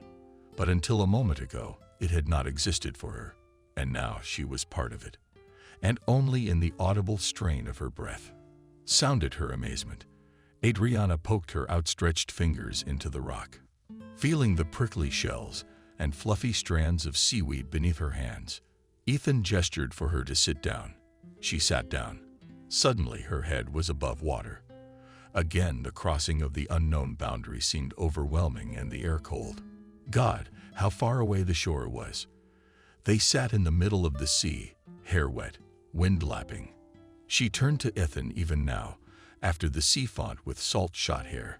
He seemed to her quite a boy, and she was the same washing by the sea with spontaneous strands of hair. It was as if that school time had returned. Ethan laughed. "What's up?" The sharks didn't eat you. You must have made arrangements with them in advance. You grumbled, she said. I remember your talents. The sharks wouldn't have touched you, Adriana said, wiping her wet eyes. They sat on a rock in the middle of the sea and reminisced. It was almost completely calm, and only occasionally Adriana started in a succession of small waves at them, one a little higher than the others, and was rising to keep her head from rolling off. They remembered an old man nicknamed Terminator, owner of such a powerful bust that she could demolish everything in her path. I've never seen women like that in my life, Ethan said, and they memorialized the school bully Charles in 3rd grade by breaking his leg. His teacher came to visit him, and while she was having tea with her mother, Charles managed to bury her glasses in a flower pot. Poor nearsighted Jenna. How did she get home? And the glasses stayed safely in the pot until spring, when her mother decided to replant the geraniums. They went back in their thoughts to exams and prom night, and they were kids again. Ethan suddenly said, Adriana, nightmare. My eye slipped. I think I'm without one. Calm down, only calm down, replied Ethan, immortal phrase, bent down, looking into the water, and Adriana saw the deep scars and the ugliness in his back. Ethan dove in. A few seconds later, Adriana felt him put a loss on her leg. What if he had drowned? She asked. Or the flippers? He asked. Don't drift. 2. I could get you to shore sometime. You're only a short swim away. Wow, Adriana thought. The shore was drawing a thin line somewhere on the horizon. But Ethan had his own notions of easy and hard. He took his time climbing up the rock, just held his hand on the edge of it, and it appeared to be at his feet. Adriana, you're not going anywhere else, are you? Suddenly he asked. It was night, and the wind was whipping Adriana's glass, clusters of lilac blossoms. And from those flowers, Ethan knocked. Adriana opened up. Adriana knew it was only a step and a lift of the hook on the door. One move, and there would be Ethan. And her future with him, because he wouldn't let her go anywhere. She even felt like Michael would want to hand her over to Ethan, to be safe for her there. She stood and did not look toward the window. The puffy handkerchief had a warmth coming from it. She hugged herself like a little girl. Tonight my star will be just above the place where I fell a year ago. I'm going home. You see, it's very far away. My body is too heavy. I can't carry it. She felt a breath against her cheek and the nudge of a finger against her back. Michael, his presence was so palpable that she was afraid to turn her head. He pushed her toward Ethan, and now she was already throwing back on the hook. Michael lived as if barely touching the ground, like his mother's point shoes, all directed toward the sky, and he and Ethan are earthly wanderers, carpenters, not yielding to the maiden and love life. If one gets tired, the other will not let fall, will support, and they will go on until their last sunset. And when she opened the door to him, he said, "Stretch out your hand," and placed a small black stone in her palm. "What is it?" she asked in surprise. "It's my father's," he explained. "All I have left of my father is an old guitar. A year later, I accidentally dropped it. It cracked, and inside was duct taped this note to me. And this pebble here. A meteorite. My father wasn't always an alcoholic. He wanted me to know. He used to believe and dream, and hold stars in the palm of his hand. This is the most precious thing I have. I give it to you because you are my star." And Adriana nestled silently against his chest.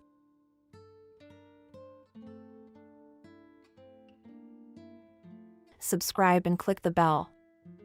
Why are you getting so hot and bothered so early? Your Ethan won't get away from you. Aren't you afraid he'll turn to her? He'll find out sooner or later. Do you think Kathy will stay with you? I doubt it. We'd both be fools. What am I supposed to do then? Drown myself? Why should I live without him? Wait, drown yourself. Daniel thought for a moment. There must be a way out. There is. Olivia lowered her voice to a whisper, looking around, And you'll go all the way out? What do you want in return? Olivia wiped away her tears. Nothing. If this case works out, we both win. I get rid of the problem, Kathy stays with me, and we can raise our children happily. And you get what you want, and you get to keep your marriage. Also make sure I never see you again or hear from you or your husband. You don't have to worry about that. Just how do I get it all to happen without being seen? I'm sure we can do it. The woman has regained her spirits. What am I supposed to do there? A class reunion.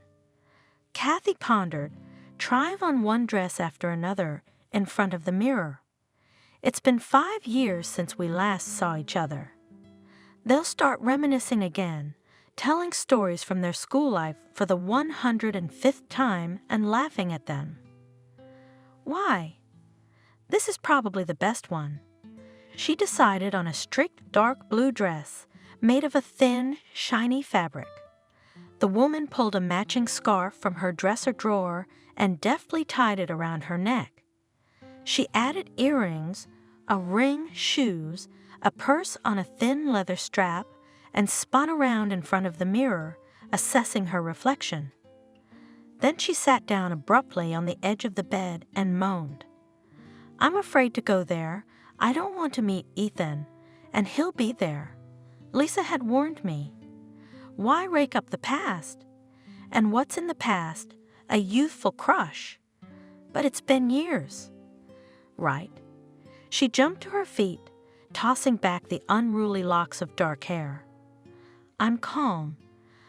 I'm going to meet my classmates. All feelings are in the past. I just want to see the guys. Oh my God! She covered her face with her hands. Who am I trying to fool? The young woman flinched when she heard the phone ring. Kathy? The cheerful voice of a friend sounded. Kathy wrinkled her nose. Where are you? Everyone's packed. Get a cab. Come right away. Kathy didn't have time to answer as the phone buzzed, and she sighed, dialing the number of the cab. From the open windows of the cafe, music was pouring out. Former classmates were standing on the porch, smoking, talking, laughing. What are you celebrating? The driver asked, glancing at her in the rearview mirror. He smoothly stopped the car at the very entrance to the cafe. Homecoming. Kathy sighed. Have a good time. The driver smiled and stepped on the gas. Kathy paused for a second, gathering her strength, and walked towards her classmates. She was very worried. Her heart was racing. What had he become? She thought of Ethan. How will he meet me? She was scared and frantic to see him. The cafe was stuffy. Lisa rushed over and dragged her to the tables. I've been saving a seat for you. Sit down and have a drink.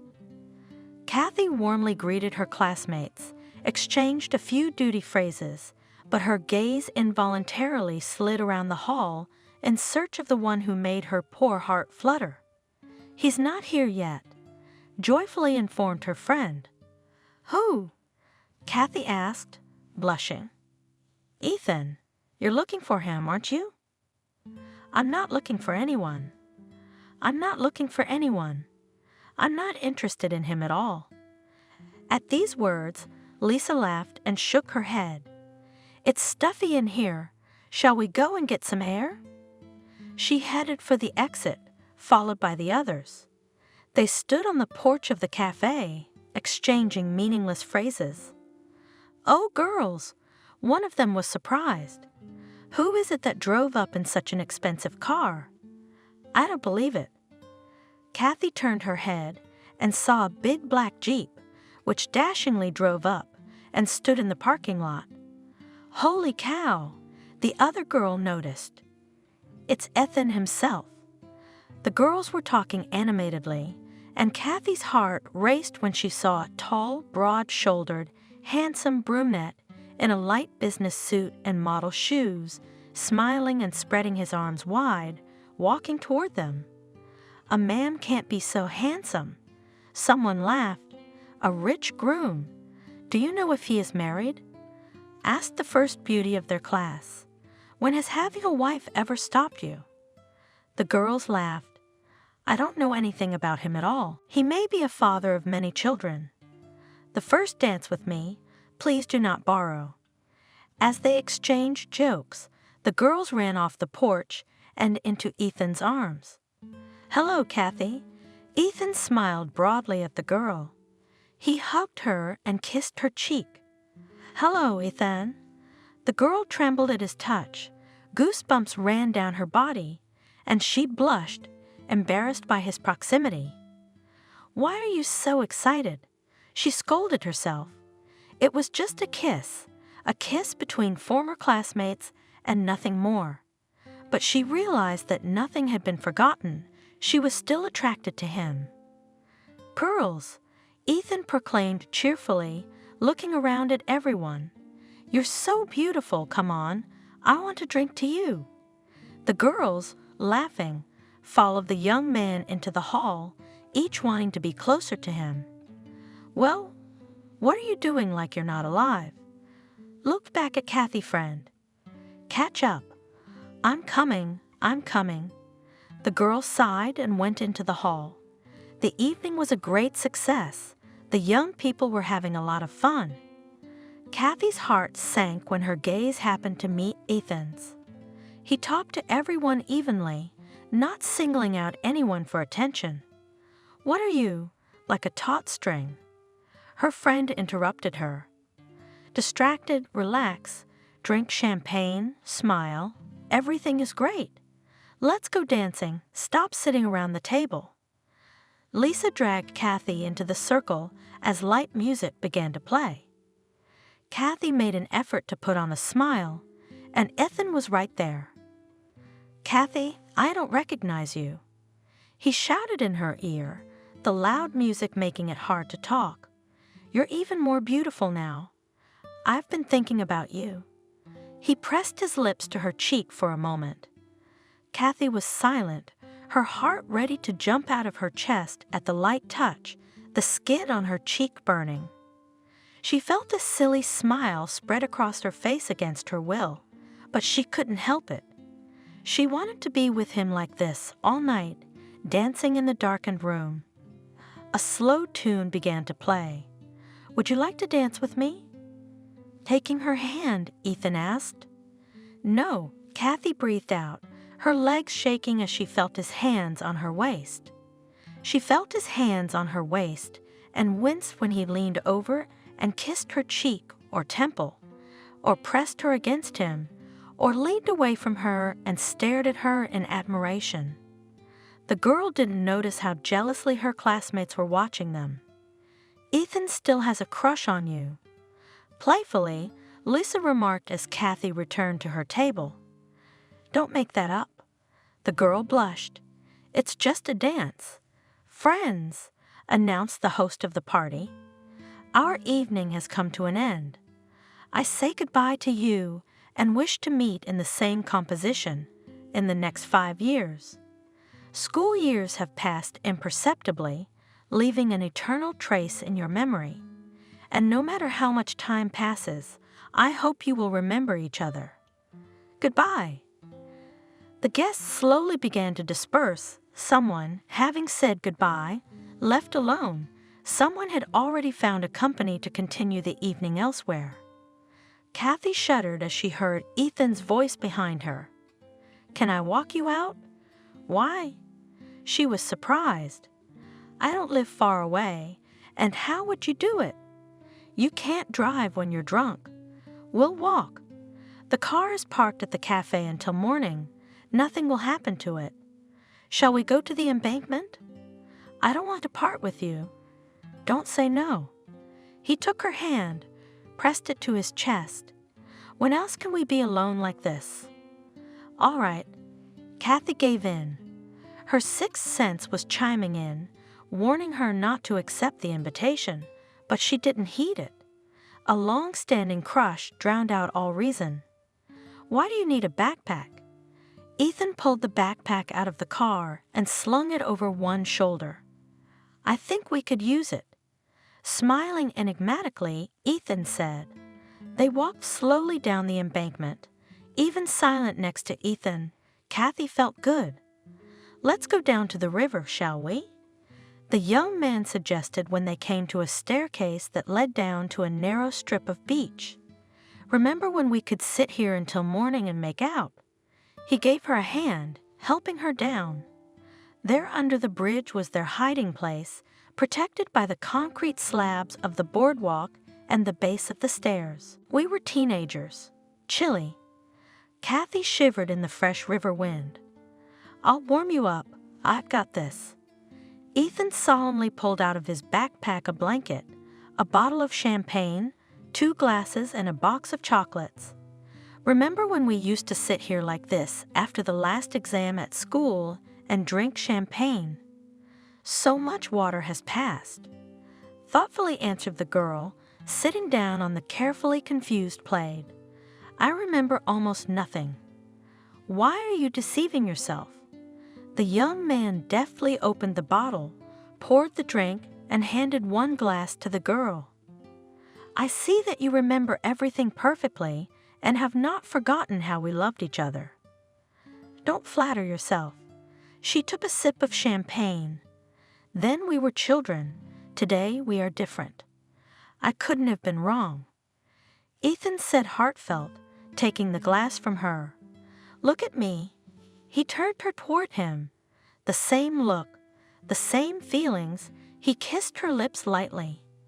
"I realized today that I missed you, our conversations in front of the moon." He kissed her again, making her lose the remnants of her mind. "You said it right.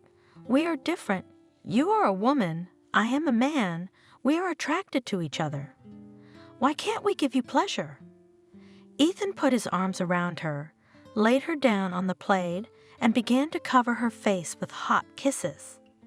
Kathy hardly remembered how she had found herself unclothed in front of him, embarrassed by the intense, greedy gaze. "I want you." He looked at her questioningly, as if asking permission. "Yes," with one lip, the girl answered. They made love, and in between they drank champagne. Heated, tired, they lay side by side, open to the night sky, warm June air, and admired the awakening of a new day. "I'm ready to spend my whole life with this man." Kathy dreamed, snuggled against Ethan's warm side. "We'll have a big house and 3 wonderful children. He's so handsome." The girl rolled over onto her stomach and looked at the man affectionately. "I love you. I still love you. You are the only man in my life. I am grateful to you for that." "I didn't expect it, honestly. I thought you got married a long time ago." "I've been faithful to you." "I didn't meet someone who could help me forget about us, but things will be different now. That class reunion turned my life upside down. I realized I didn't need anyone else. I wish I could take it back, but I won't let you go anywhere else. You're mine." She pressed passionately against the man's naked body. "Listen, Kathy." Releasing himself from her embrace, Ethan sat up. "There's something I need to tell you." "Tell me." The girl closed her eyes dreamily. "I'm ready to listen to your voice from morning till night. Forgive me. I realize I've treated you like an asshole, but I'm married, and I'm about to have a child." A satisfied smile slowly slid off the girl's face. She didn't immediately realize what he had said. "Married how?" "Well, married. I've been happily married for 5 years. I respect you very much and am grateful for tonight, but there will be no affair between us." "Then why are you here?" "It's my fault. I admit it. Everything that happened between us is a mistake. I couldn't resist the temptation, the wine, the night, the beautiful woman, the memories of my youth. Anyone would, but that's it." "Walk me home," asked Kathy, hurriedly getting dressed. She was disgusted with herself. "Did you take offense?"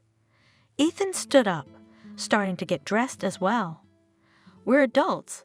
We had a good time. Admit it, you had a good time with me. But it was a mistake. Muffled, Kathy replied. Her heart was torn apart. In 1 minute, all her dreams had been shattered. She berated herself, cursed her gullibility, and wanted to get home so she could get under the shower, washed herself off his kisses, his touch. At home, standing under the hot water, she cried she had never felt so bad. Kathy went to bed and couldn't sleep for a long time. How could he have done that to her? Daughter? Kathy heard. Come to dinner. I've cooked some fish, just the way you like it. You should eat well. You've been so pale lately. Kathy went into the kitchen, inhaled the smell of fried fish with pleasure, and suddenly clamped her hands over her mouth, only just managed to run to the toilet before she threw up. Then she stood in the bathroom for a long time, leaning over the sink, trying to cope with the spasms that came to her throat. Her hands, her legs were shaking, and her already pale face was waxy. Kathy, are you pregnant? Looking suspiciously at her daughter, Wendy asked. Yes, Mom. Hiding her eyes, the young woman admitted. That's good. Rejoiced the mother. Have you told Daniel yet?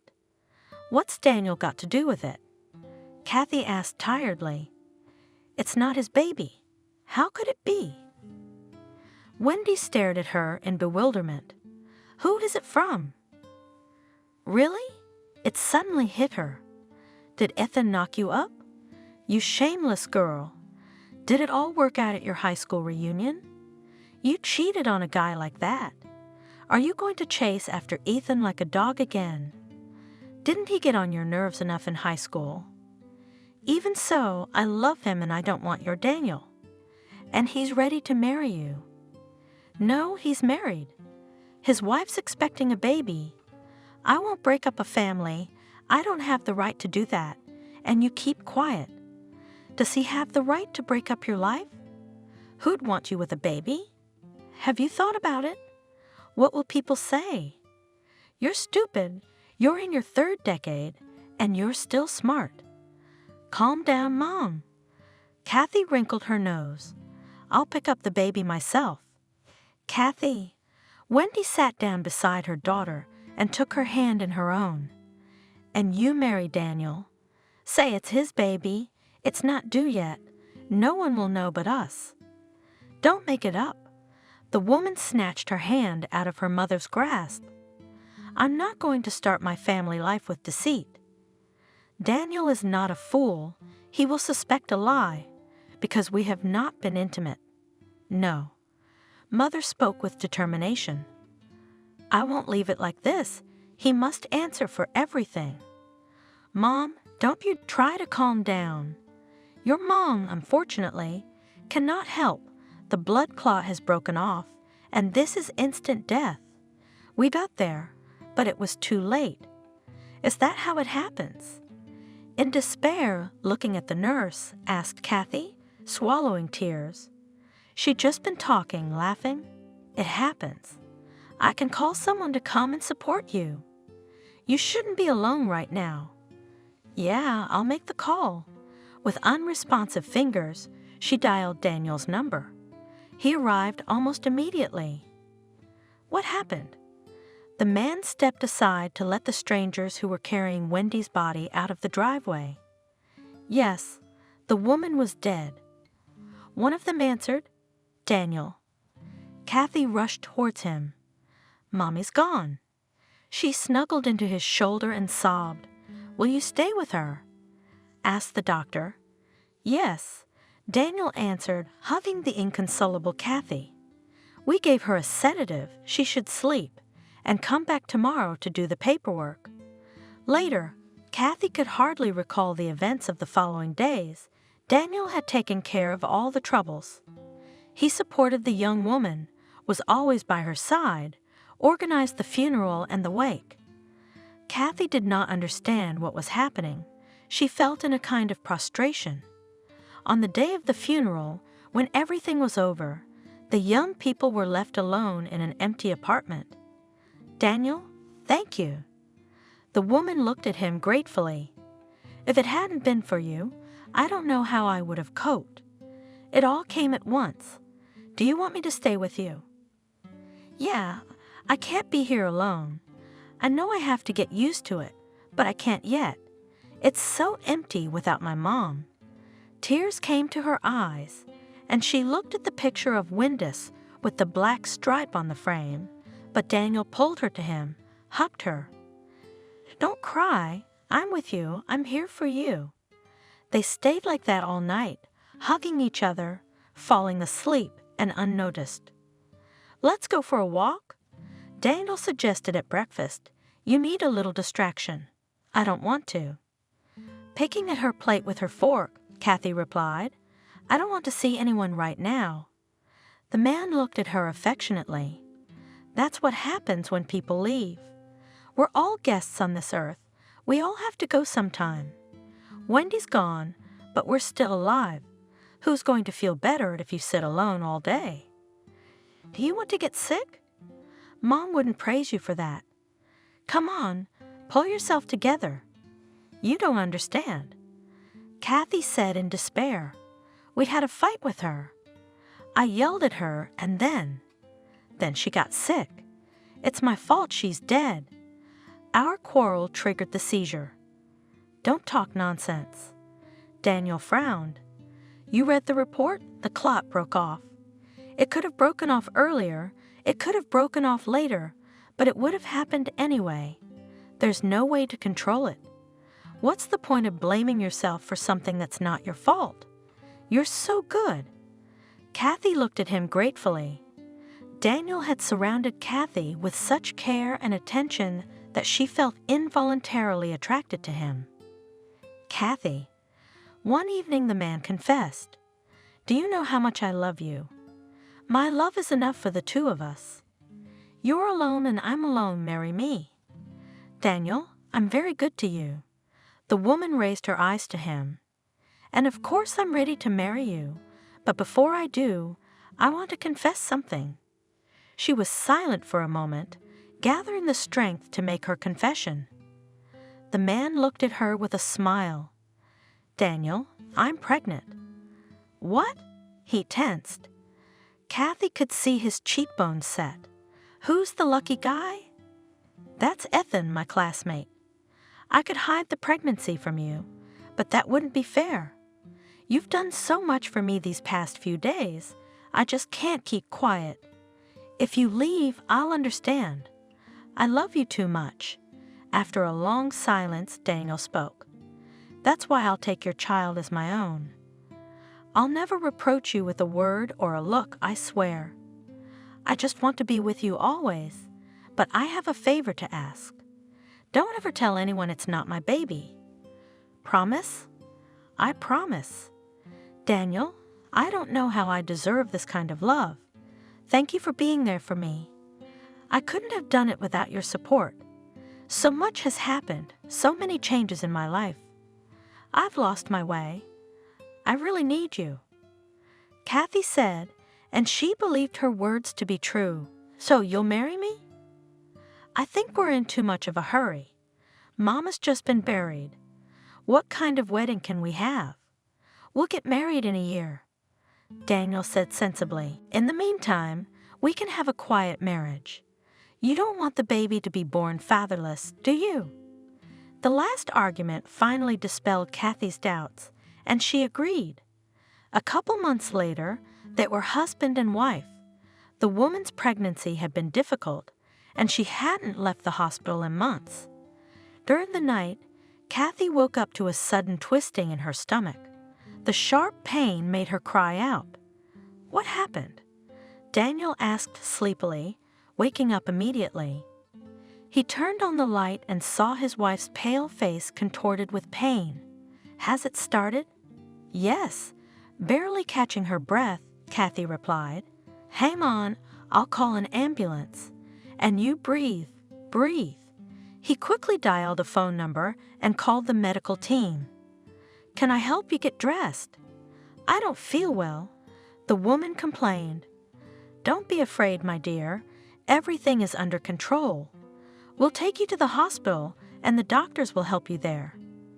Daniel quickly dressed himself, collected his wife, and put out the bag he had already prepared for the hospital. When he heard the doorbell ring, he rushed to open it. "Where is the woman in labor?"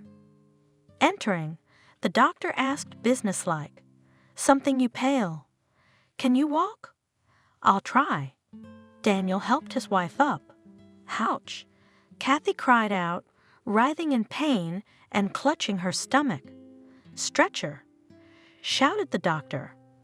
A stretcher appeared, and the woman was laid down and carried into the car.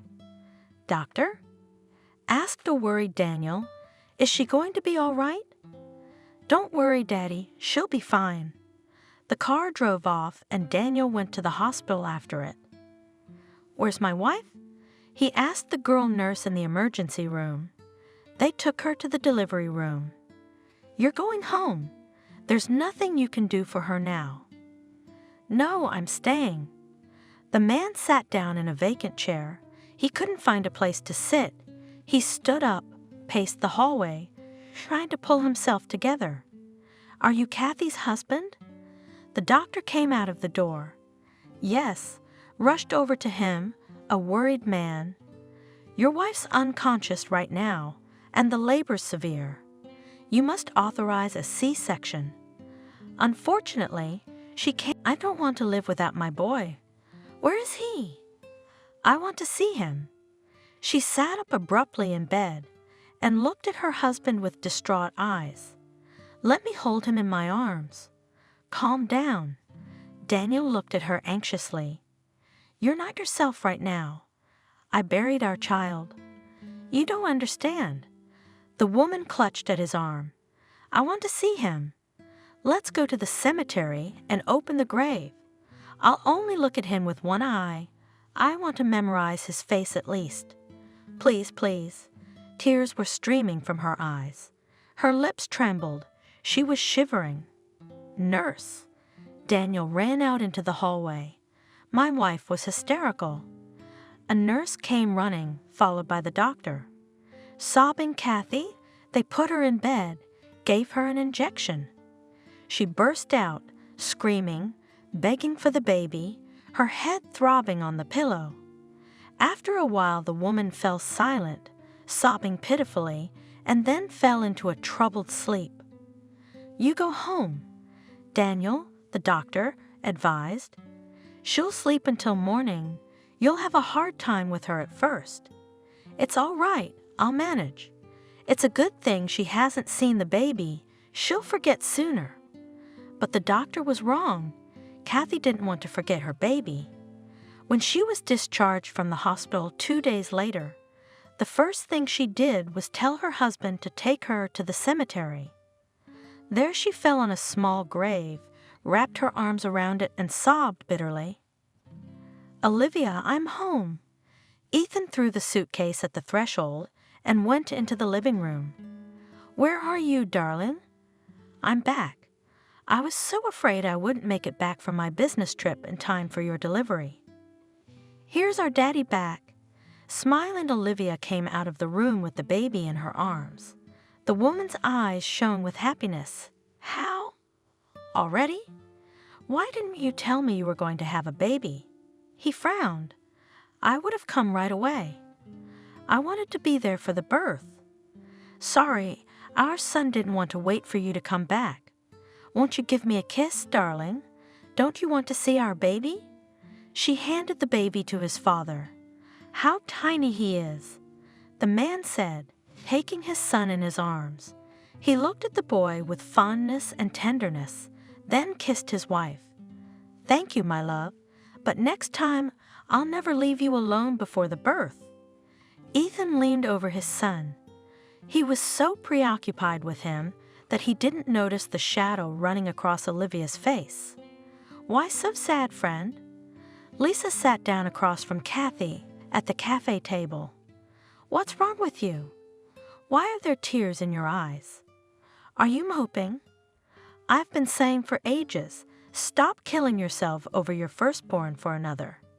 It's been a long time, and you still can't calm down. I wouldn't wait too long if I were you. Aren't you afraid your husband will leave you? He's such a good-looking man. He'll be hitched to some pretty girl before you know it. Did you go to the hospital?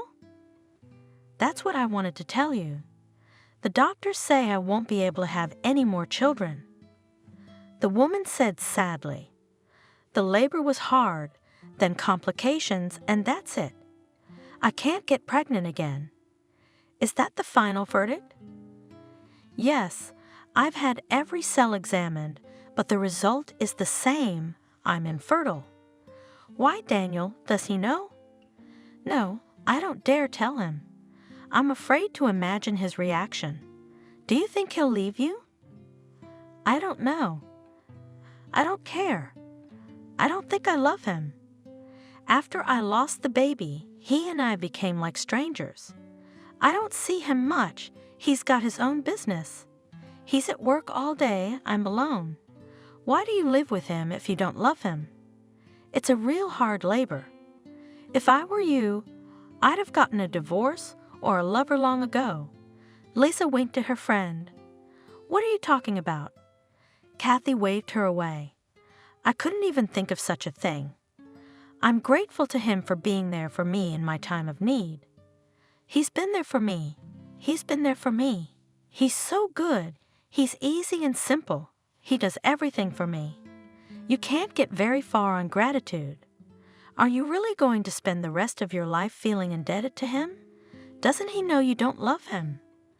Aren't you afraid he'll find someone else to replace you? Look at what you've become like. You've completely neglected yourself, walking around like a shadow. Your husband's a businessman, and you're not groomed, wearing dark clothes. I can't remember the last time you smiled. I can't remember it myself. The woman sighed heavily. The house is empty, no one to talk to. I don't know where Daniel gets his angelic patience from. Isn't it time to shake things up a bit? Why don't you and I go out and buy you some clothes? You're a young, beautiful woman. Don't you want to look stunning?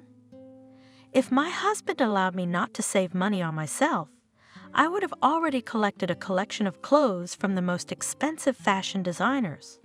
I'm happy with what I'm wearing. I'm not really in the mood for clothes right now. I'm sorry. Kathy got up from the table. I should get going. Don't wait. Tell Daniel the truth. He doesn't deserve to be treated like this. That's exactly what I'm going to do now. Thank you, you're the best friend in the world. The woman smiled sadly. With a heavy heart, Kathy waited for her husband's return from work. She realized that it was impossible to postpone the conversation and dreaded it. Darling, I'm back. Daniel entered the living room with a small but very expensive bouquet of flowers. I thought I'd treat you a little. He answered his wife's puzzled look, holding out the flowers. Just like that, no reason. Come on, feed me. Daniel. The woman put the bouquet in a vase and began to set the table. I need to have a serious talk with you. Can we save the serious talk for after dinner? I'm really tired. Your talk, can it wait half an hour? Kathy watched her husband eat in silence. He said something, even laughed, but the woman, immersed in her own thoughts, did not listen to him. Kathy, was there something you wanted to talk about? Yes. Kathy woke up from her thoughts. I went to the doctor again today, and I got the final report. I'll never be able to have any more children. Is that definite yet? Daniel frowned. Yes. They didn't give me even 1% out of 100 that a miracle would happen, and I could get pregnant. I'm sorry. I'm a bad wife. Daniel got up, walked over to her, gave her a hug. You're the best. So we'll live together. There are many families like us and nothing. They live, even happy in their own way. But you dreamed of an heir. I dreamed of you. The main thing is to have you by my side. That's all I need. What are you doing up at the crack of dawn? Daniel asked, getting ready for work. I'm going to visit my mother and son. Kathy replied as she dressed. I haven't been there in 6 months, and the graves are overgrown with grass, so I need to clean them up. Why do you go there? How many times can you nurse a wound? Live in the present. Take care of the house. You wouldn't understand. Kathy replied, You haven't had him under your belly for 9 months. Do you think I'm callous? You think I've forgotten him? You're wrong. Maybe I suffer more than you, but I don't show it. What was it like for me, burying our little son? You're lucky you didn't even see him. You can't imagine how I felt at that moment. I'm sorry. Kathy burst into tears. Daniel put his arms around her and held her tightly against him, comforting her. I can't help it. I'm drawn to it like a magnet. Aren't you afraid you'll go crazy soon? What kind of person in their right mind behaves like that? I understand celebrating an anniversary, but not every month. You go there like you go to work. Why don't you do something useful or go out with your girlfriends? Why don't we make a reservation at a restaurant? We haven't been out in a while, or we could go to the countryside, you know? Sorry, I'm not in the mood. Should I lock you up? I can't stand to see you torturing yourself. Don't bother me, please. It's where I calm down. Kathy knew in her heart that her husband was right, but she was drawn to the last refuge of mother and son. She put on her household gloves, squatted by her mother's grave, and wiped the monument with a cloth. It's been a long time since I've been to your place. The woman mumbled as she began to clean up the grass. She concentrated on pulling weeds and tried not to think about anything. Well, it's good to be clean again. Now I'll go to my son, and you stay here. Hello, my darling. Kathy bent down to her son's grave. She threw the wilted flowers out of the vase and put fresh ones in. You would have been 5 years old today. She stroked the black granite monument, shivering from the cold. Mom remembers you. I'm sorry I didn't keep you safe. Sleep well. The woman stood silently by the small mound. From the outside, she looked strange, all in black, thin, with a pale face, haggard with mental anguish. She looked much older than her years. The habit of speaking to the graves of mother and son in the cemetery, which had appeared in recent years, horrified Daniel. Time passed, and Kathy's mental health did not recover. Her life, like a metronome, monotonously, joylessly counted down the days. Her heart suffered from night dreams, which appeared to her if she did not come to her son for a long time. No, she could not even imagine the child's face, but from behind the vision was so clear that the woman woke up in tears, and in the morning went to the cemetery. Kathy, the woman heard one day, on her way out of the cemetery grounds. Hello, have you come to see your people? Clara, hello. She greeted the older woman, Ethan's mother, warmly. What brings you here? I buried my husband a year ago. I came to visit. I'm sorry, I didn't know Ethan's father had died. I'm sorry for your loss. Thank you. If it wasn't for my grandson, I don't know how I'd have gotten through all this. Olivia had a boy? Yeah, he's your age.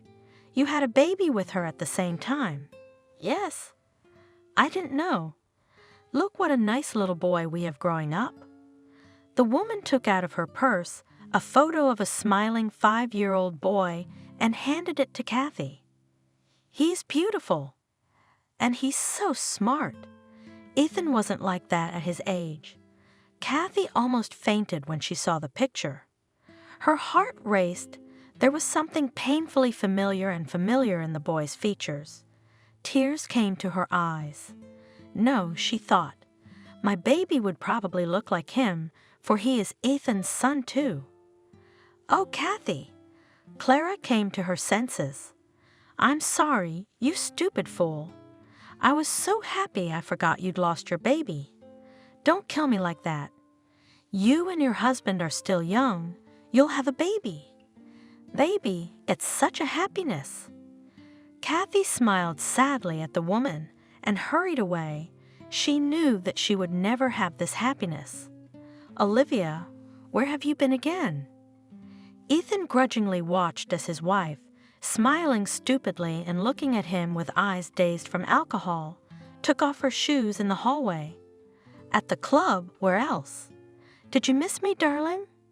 Isn't it a little late for you to go clubbing? You're not a girl. Aren't you ashamed to insinuate my age? By the way, I'm still young. What's your problem anyway? I came home a little drunk, so what? I'm not a nursing mom. It's the middle of the night and you're out somewhere. The baby wouldn't go to bed without you. What's wrong? You can't put your own son to bed. Are you used to your wife always being home? And I wanted a party, I have the right. Couldn't you do without me for one night? You're a mother, didn't your heart pound? Didn't you worry about your son? And you're a father." Olivia parried. She came close to her husband and kissed him. He smelled the scent of expensive men's cologne and wine. The boy needs a father more than a mother. By the way, I didn't say that. I gave him to you. I raised him for 5 years. Now it's your turn. Why are you picking on me? She pouted her lips in resentment.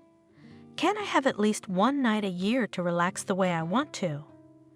I'm sick of diapers, cradles, baby tears. But that doesn't mean you have to come home at midnight. Well, I'm sorry. I wasn't looking at my watch. It was so much fun out there. The time flew by. Me and the girls had a lot of fun.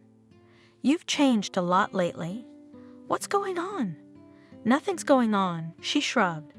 We were on vacation with some friends. Do you know how tired I am of sitting at home? The same thing every day. I want to change. I miss it so much. Okay, take your clothes off. I don't want my son to see you like this. At least let me know if you're going to be late. I'm worried. Okay, I'm going to bed. She waved her hand and disappeared into the bedroom. I don't think you love our son. Ethan reprimanded her as she lay in bed. You were doing something with the little one, but now you don't pay any attention to him, and he's bored. Don't make it up. In a sleepy voice, Olivia assured him. Just because I don't coddle him doesn't mean I don't love him. He needs a stern man's upbringing. I can see he's bothering you. What has he ever done to you? You never kiss him. You never caress him. You just yell at him, and he's so attracted to you. What's wrong with you? You were a great mom, weren't you? Leave me alone. The woman waved me away irritably. I'm tired. I want to sleep. How many times can you teach me? I know how to behave with my son. I don't need your advice. A week later, Ethan received a message that made him furious. Who's that? He shoved the phone under his wife's nose. Who's the guy in the picture next to you? Just a guy I know. She replied nonchalantly. Why are you freaking out? Why are you freaking out? I find out that my wife is cheating on me, and you pretend that nothing happened. What do you think? A light flirtation. No binding relationship. I thought I'd diversify our relationship a little bit. Are you crazy? What's wrong with you? I go out of my way to provide for you and Hunter, and you're in bed with another man. Aren't you ashamed in front of your son? What's wrong with me? You're one to talk. Olivia snorted contemptuously. Have you forgotten how you slept with your Kathy? I was pregnant then. Forget? I'll remind you. What, you don't like it? Feel how much it hurt. Did you think I wouldn't find out? You. Ethan turned pale. From where? Some kind people found her. Her mother called me and told me that you got Kathy pregnant too. And now you're claiming me. Fuck you. She's locked herself in the bedroom. Olivia, it was one time. On homecoming day. I was drunk. I don't remember how it happened. I've forgotten all about it. But I remember everything, shouted the woman. I'll never forget. You cheated on me. You didn't even have the courage to admit it. Confessed to nothing." Ethan said in despair, "That night meant nothing to me. You mean you had no feelings for her? Are you an animal, just looking for someone to sleep with?" "God, you can't understand. I had nothing with her, just that night." "I've only had one night with this guy." "What? Did I hurt your feelings?" "Oh yeah, you know, hurt a man's ego. Why are you taking revenge on me now, after all these years? Isn't it a little late? It's fine. You can humiliate me, curse me, but what about my son? Why are you punishing him with indifference? Or are you taking revenge for being mine? Don't twist things around. He has nothing to do with it." Lying in bed, Olivia thought back to the day she found out about her husband's infidelity. "Why are you telling me all this? Ethan couldn't cheat on me. He loves me." But the conversation was interrupted by a short beep. "I don't believe it. I don't believe it. He's not like that. We're about to have a baby." A sharp pain in her lower abdomen made the woman bend. A trickle of blood trickled down her legs. "Daddy." With trembling hands, she dialed her father's number. "Daddy." She cried into the receiver. "Benjamin. Come to me urgently, my baby, my baby. I'm afraid, Daddy. I feel so bad. Don't cry, daughter. I'll be right there. Just don't hang up. I'll call the hospital. They'll come to you right away." Father ran down the corridor, followed by the doctors, and on the gurney lay pale Olivia with an IV in her hand. "Dad, are they gonna save my baby?" "Will they?" "It's gonna be okay. Don't worry, sweetheart. This clinic has the best doctors in the world. I can't lose him, do you understand? I need him, this baby. You won't lose him," Benjamin assured me. No miracle happened, and the doctor's verdict was still in my ears. "Olivia, girl, there was nothing we could do. We had to terminate the pregnancy. You were in danger. You had lost a lot of blood. The baby, with such blood loss, was doomed. Olivia, my daughter." Benjamin looked anxiously at his daughter. "Don't kill yourself. They were saving you." And what to do? I dreamed so much about this child, and now I have to wait again to get pregnant. What am I gonna tell Ethan? Ethan's a smart man. He'll figure it out. I'm sorry, but I have to tell you that you can never be a mother. I'm telling you this now so you don't have any illusions. Daddy, how's that? Why? A lot of women have abortions, they miscarry, and then they're pregnant again. Am I any worse? But not in your case. You were too far along. Don't worry. The doctor says you can always take a little one from an orphanage or go to a surrogate. There are so many options today. Are you out of your mind? I want my baby, okay? Mine. What am I gonna tell my husband? What's a family without children? She grabbed the doctor's arm. I'm begging you. Ethan mustn't know I've lost a child. Daddy, don't let anyone dare say I've lost him, or I'll. She collapsed on the pillow and sobbed. Daughter, don't even think about dying. We still have to tell your husband about the miscarriage. He has to know the truth. No, don't you dare, or I won't be able to take care of myself. You have to realize we can't keep this from him much longer. Not now, please. While he's away on business, I'll tell you when he gets back. Dad, do something. I'm begging you.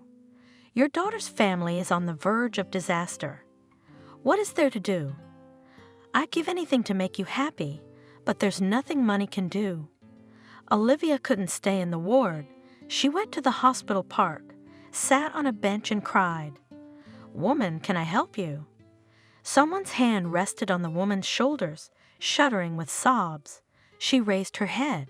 Olivia? What's wrong? What happened? She jumped up, shoved her fist painfully into Daniel's chest. It was him. It's your wife's fault. You snake. I lost my baby because of her. I hate her. I don't see what Kathy has to do with this. Sit down and tell me. Calm down. How can I calm down? Her mom called and told me that Kathy's having Ethan's baby. And you didn't know. I knew. Kathy told me right away. And you forgave her?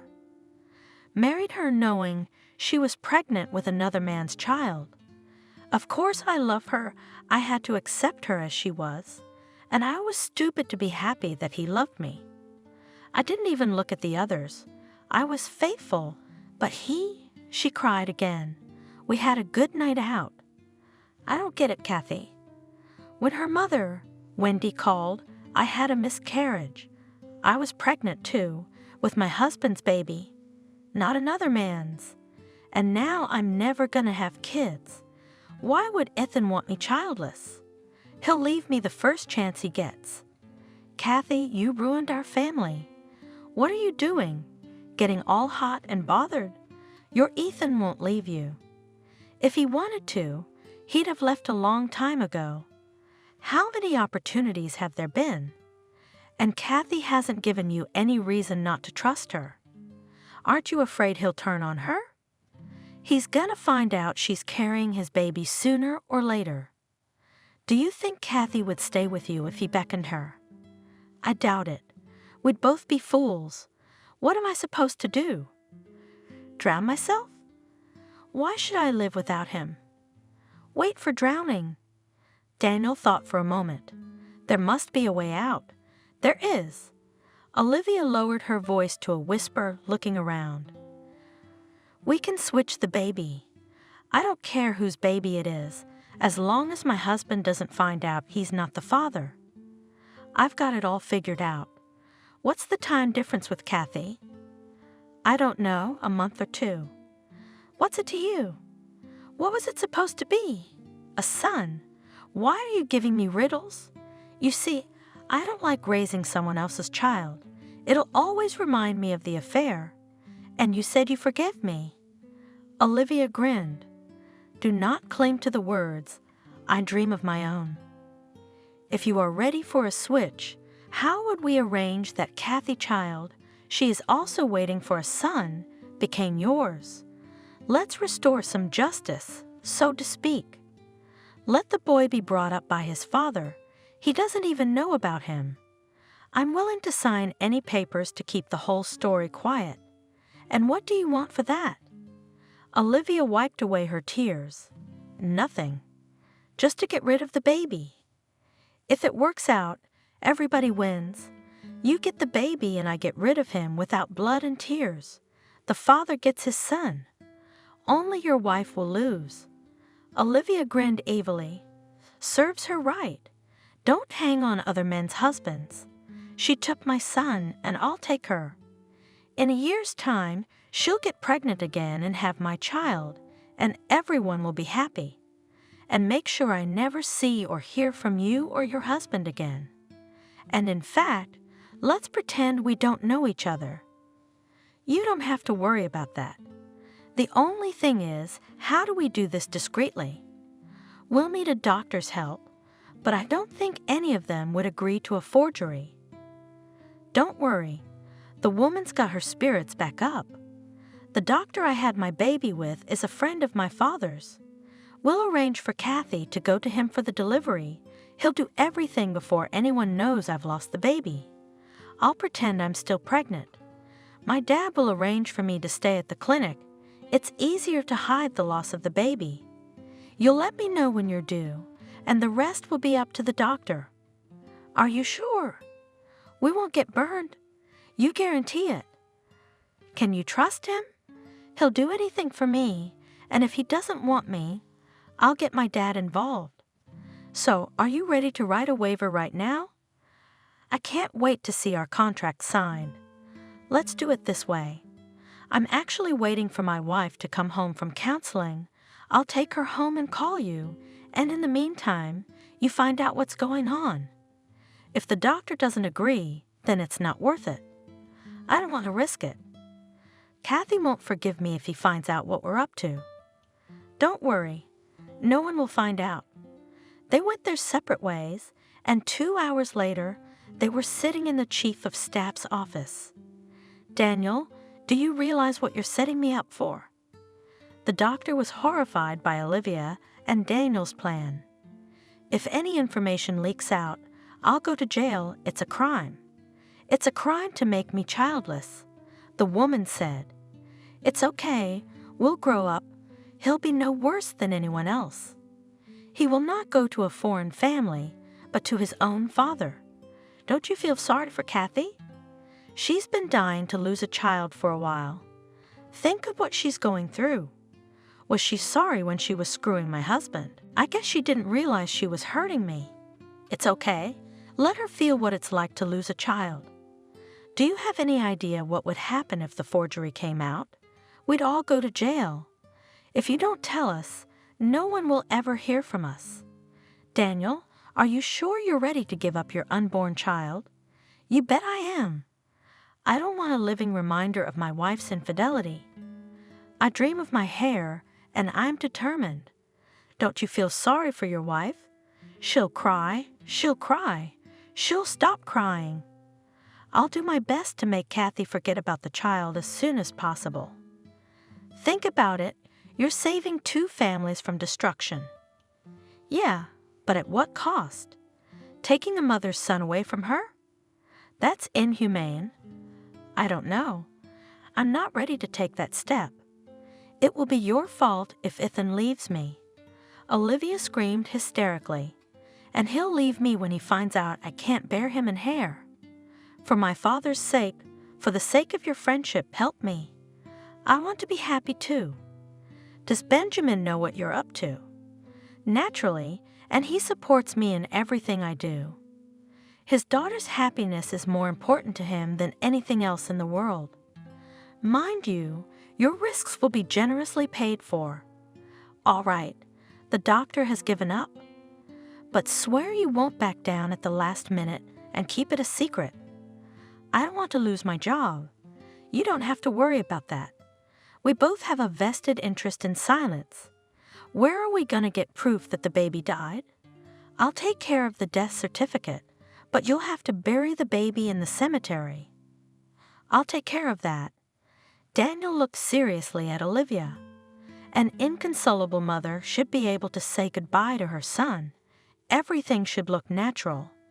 I can't imagine what Kathy will do to you if she finds out the truth. The doctor said thoughtfully, "You are a frightful man. She will not find out the truth. I protect the interests of my family. Shall we make a deal?" Daniel extended his hand to the doctor, who shook it. Olivia was satisfied, smiling triumphantly. "Here it is. Pay back for the sin I committed 5 years ago. They say God sees who offends whom, and what a dear price I will have to pay for my deception." The woman thought when she heard the diagnosis. "Olivia, I'm being completely honest with you. Uterine cancer is a scary and insidious disease. Unfortunately, surgery is not an option. Treatment must begin immediately. Is 2 days enough to take care of everything? After that, there will be a long and difficult path of treatment and rehabilitation. You'll be in the hospital for a long time. I'll be fine." On stiff legs, the woman left the office and sat down on a chair in the corridor. Fear squeezed her heart with a merciless hand. It became difficult to breathe, and tears flowed and flowed from her eyes. "A woman?" asked on the way a nurse who ran past. "Do you need any help?" "No, thank you. No one can help me now," she thought. She got up and walked to the exit, dialing a number on the way. "Kathy?" she asked in a shaky voice. "It's Olivia. We need to talk. It's urgent. When can we meet? What do we have to talk to you about?" Kathy was surprised. "I have a confession to make about you and Ethan. Come on tonight after work. Although I don't see what Ethan and I have to do with each other. It's been a while. Don't say no. It's a matter of life and death. I'll call you and tell you where I'll be waiting. There's no forgiveness for me. I must confess what I've done. Olivia said on the way home, if I'm going to die, I want to get the stone off my soul. Did I think then that the boomerang of fate would catch up with me and I would be so cruelly punished? But how will I tell her that I stole her son? How will I explain that I colluded with her husband? The woman fumbled around the apartment, not knowing what to hold on to. No, I can't tell her. I'm afraid to see the hate in her eyes, to hear her curse at me. She won't forgive me anyway, and I don't need her forgiveness. The main thing is to get the boy back to his real mother. What do I do? There must be a way out. Stop! She stopped abruptly. I'll write a letter? That's right. I'll write a letter now and give it to her when I see her. I'll ask her to open it when I go to the hospital. That's right, not before. Just a page of handwriting. Olivia grinned bitterly, half an hour later, rereading the letter. And therein lies my sin and Kathy's happiness. Now I must call Daniel. I will explain everything to him. He'll understand that I can't do otherwise. Olivia? Daniel was surprised to hear from her, as they hadn't seen each other since that memorable day. Did something happen? Didn't we agree to keep our acquaintance private? Daniel, I can't keep quiet anymore. I've decided to tell Kathy. Wait, what do you mean you've decided to tell her? We swore we'd keep it quiet. I'm sorry, circumstances have changed. What circumstances? Daniel was furious. Have you forgotten how I saved you from the loony bin? And now you've decided to dump me? You promised me that Ethan or his little brat would never show up on my horizon again. Everything was fine, and now what? I'm gravely ill. I may not have much time left in this world. I don't want to leave with the guilt of your wife. If you've decided to destroy your family, I won't talk you out of it. But leave us alone. Leave me out of this. I'm not going to repent. You can't stop me. I've written a letter to Kathy and arranged to meet her today. I can't keep the secret any longer. I feel my illness, payback for the crime. Olivia, what are we doing on the phone? Daniel was on edge.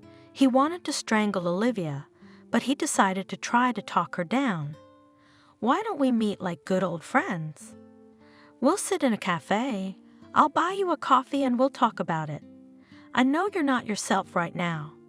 We'll think together how to resolve our situation with dignity, so no one gets hurt. Tell me where to meet you. You can't talk me out of this. Olivia said, getting into Daniel's car when he picked her up at her house an hour later. I've thought it over. Don't you think we should make decisions like this together? Aren't you afraid you'll suffer the same fate? I'm sure the illness is punishment for a mistake I made. Tell me the heavens are angry with you. Don't be ridiculous. Are you really going to tell my wife everything as it is? Your wife and my husband. Yes, that's exactly what I'm going to do. I can't tell her to her face. I wrote a letter. Is the letter with you? With me. You wouldn't believe it, but I felt so much better. I've only just realized what you and I have done. How could I ever think of taking a baby away from its mother? And you, what have you done with your wife's life? I saw her at the cemetery the other day, more beautiful in her coffin. None of your business. Give me the letter, I'll see what you wrote. The truth. Everything as it was. I don't believe you'd do that. Is he bluffing? What do you want? Money, how much? I have a good business, I can share it. How much is your silence worth today? I'm not interested in money. I'm determined to get my child back to her mother. And here, she waved the letter in front of Daniel's nose. A confession. Give it to me now. He tried to grab the envelope. I won't, and anyway, where are we going? Out of town. You don't want anyone to see us together, remember? We don't know you. Watch the road. Slow down. What's wrong? Did you change your mind about dying? He's speeding up on purpose to tease her. Give me the envelope. Even if you take the envelope from me, I'll still open Kathy's eyes. Let her know what kind of monster she's been living with for so many years. Do you think she'll stay with you after all this? One phone call, one letter, and the myth of a happy family life will fall apart. Oh, you little bitch, are you blackmailing me? Daniel only took his eyes off the road for a moment to snatch the letter from Olivia's hands, but it was his fatal mistake. Hey, the woman screamed, instinctively covering her head with her hands. At breakneck speed, the car flew into the oncoming lane. Daniel tried to turn the steering wheel. The side wheels caught the edge of the asphalt. Gravel burst out from under them. The car was thrown up. A split second later, the car collapsed to the ground. The wheels were still spinning frantically, humming. Get an ambulance, police, firemen. Immediately, a crowd gathered. People tried to pull the injured out of the car lying on the roof. But Olivia and Daniel did not see or hear it. Their bloody bodies were lying on the roadside, waiting for the police to arrive. The terrible accident had happened just a few minutes ago on a country highway. Kathy leaned back tiredly in her chair and almost dozed off, listening to scraps of phrases from the news.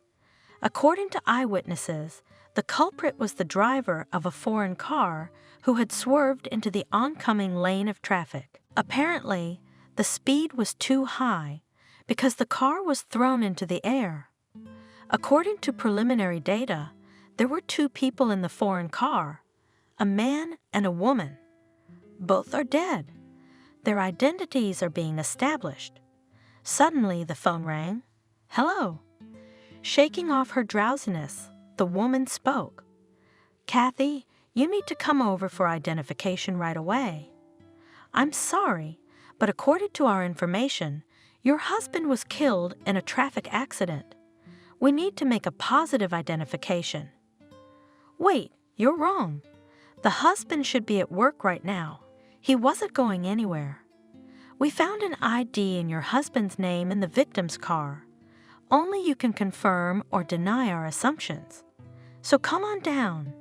There's been some kind of horrible mistake. Kathy stared at the phone in confusion, where short beeps were heard. This can't be true. Daniel is a good driver. What would he be doing on the country highway? Maybe he loaned his car to someone. That would explain the ID. I'll call him now and find out. The woman dialed Daniel's number. The subscriber's phone is switched off or out of range. A mechanical voice said, No, it's not him. Definitely not him. She packed quickly, hailed a cab, and headed for the morgue. Ethan? Kathy was surprised to see her former classmate at the entrance to the dingy gray building. What are you doing here? Probably the same as you. I'm here for the lineup. My wife, she was in your husband's car.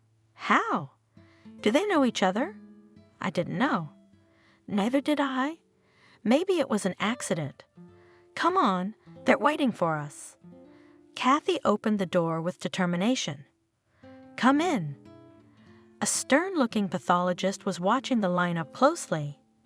Are you ready? I'm ready. She still couldn't believe that under the white sheet with the license plate on his leg lay her husband, but it was too late to back down. Daniel, she whispered, seeing her husband's pale face. The woman swayed. Ethan supported her under her arm. Now you. The man turned to Ethan and pulled back the sheet. Yes. In a husky voice, he said, This is my wife, Olivia. Come with me. I'll give you the dead men's belongings. Both were given small boxes. The man and the woman went outside. Kathy, are you going home? Yes, although, to be honest, I don't want to go back, and the house is huge, and now without Daniel, it's empty.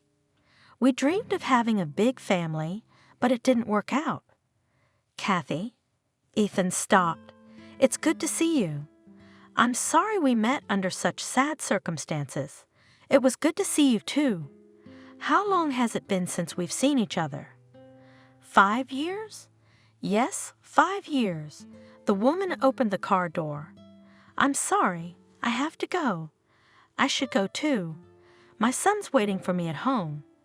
I have to tell him somehow that my mom's gone. You're lucky you have a son, and I have a son. Kathy hurriedly got in her car and drove off. Kathy? She stood by the fresh mound of flowers and stared at her husband's portrait, unconcerned. If you need anything, call me. Don't be shy. Shake her hand, Daniel's friends. Thank you. Like a robot, the woman responded to condolences. How young! The acquaintances shook their heads sympathetically. His business was so strong, so promising, but it just rose and burned down at its peak. Business partners were saddened. Heaven takes the best, and your husband, Kathy, was a reliable man. She longed to be left alone to think in silence about her life. Unnoticeably in the troubles of organizing the funeral, wake, registration of documents, 40 days passed. Kathy thought with horror how she would survive the necessity to gather again all these unfamiliar and completely unknown people who would again say something about her husband. She didn't want to see anyone. Why all the speeches, the wake, if the man was gone? She asked Lisa. It was the custom. She shrugged her shoulders. The question I'm most interested in is how Olivia ended up in the same car as my husband. I don't think we'll ever know. She asked me to meet her. Kathy suddenly remembered. I wonder what she wanted to tell me. The woman hardly waited until the end of the dinner, respecting the propriety, said goodbye to everyone, thanking them for their sympathy for her grief. She gave orders to the waiters and hurried home. Kathy, a representative man in a strict business suit approached her. May I give you a ride home? I'd appreciate it. She said yes and got into a brand new black Jeep. Kathy realized that this gentleman had something serious to say to her. Otherwise, he would not have offered to help her. What do you want from me? She asked directly. Your husband has a huge business, and you are the sole heir to his fortune. Why should a fragile woman take on the headache? Besides, as far as I know, you've never taken any interest in your husband's business. Is there anything in particular you'd like to offer me? I'd like to buy your business and give you a quiet life and keep you out of danger. What makes you think I'm in any danger? Because, fair lady, your husband's business is a tidbit for all those who have assured you today of their readiness to help you if you have any difficulty. Why should I believe you? You have no other choice. I have no reason to deceive you. I'll give you a good price.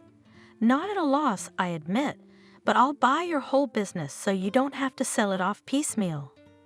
If you turn me down, your husband's former partners will swoop in and start tearing your business apart, and everyone will try to get their hands on you, and believe me, you won't be able to resist them. What if I don't want to sell? Then they'll use some less than legal methods. You know what I'm talking about. Kathy went cold when she realized what I was saying. And none of them will discount the fact that you just lost your husband. They don't give a damn about you. Nothing personal, just business. They're bargain hunters. They're used to making a profit. Had I convinced you? I can expect to be able to buy your husband's business in 6 months when you inherit it. To be honest, I decided to sell everything at once. Kathy said, looking out the car window. Raindrops slowly dripped down the window. Nature mourned with her for her husband, her failed family life, the loneliness that already had an iron grip on her. I want to get away from here. It's hard to come to a house where we were happy in our own way with my husband. I hope I can make a fresh start. That's great.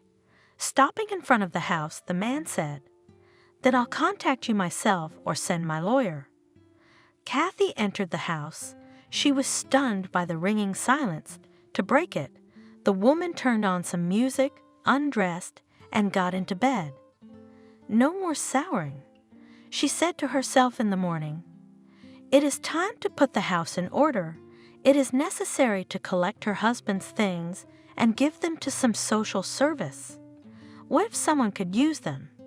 She had a quick breakfast and started cleaning.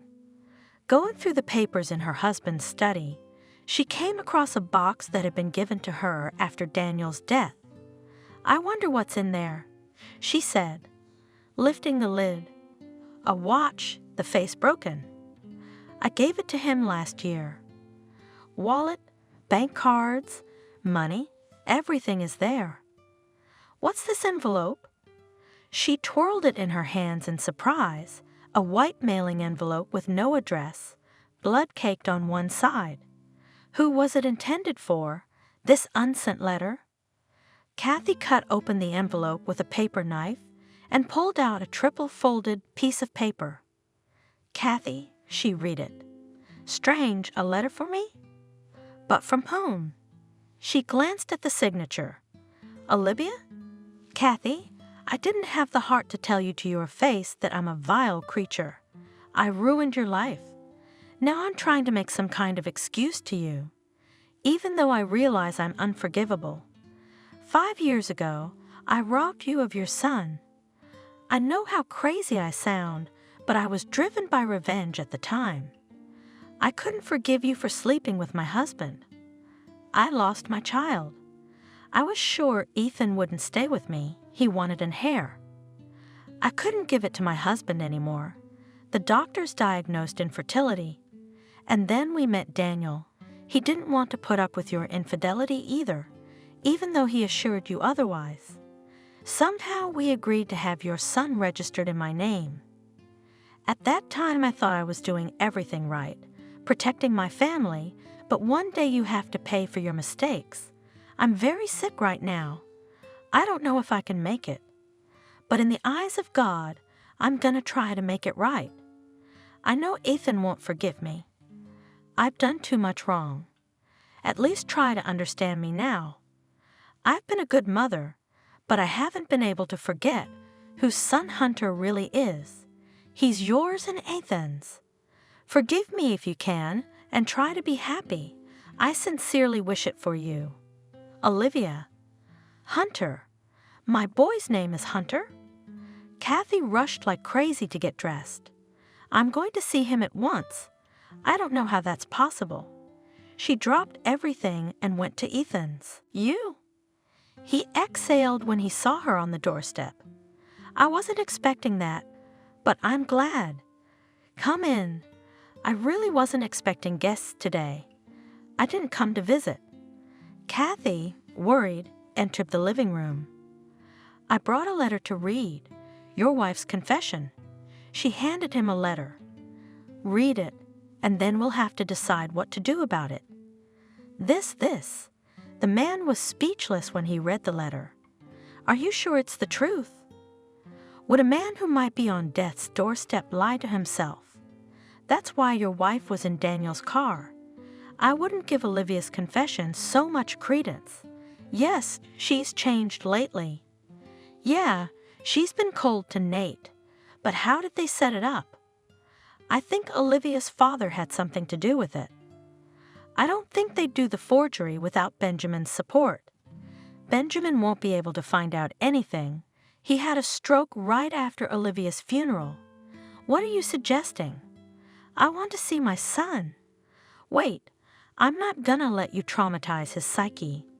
He just lost his mother, and you show up. In fact, I need proof that you're his mother.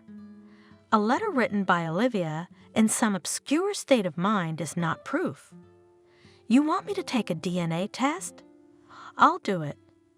Immediately. I have nothing to hide. I want to prove that Hunter is my son." They immediately went to the clinic, took the tests.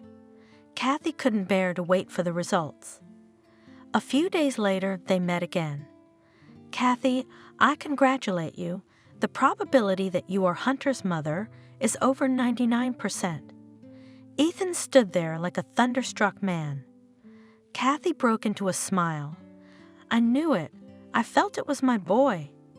You can't fool a mother's heart. I felt him the day your mother showed me his picture. I recognized my features in him, but it seemed wild to me then. They left the clinic together. Shall we go to the cafe? Ethan suggested. We have a lot to talk about. What are we going to do? I want to raise my son.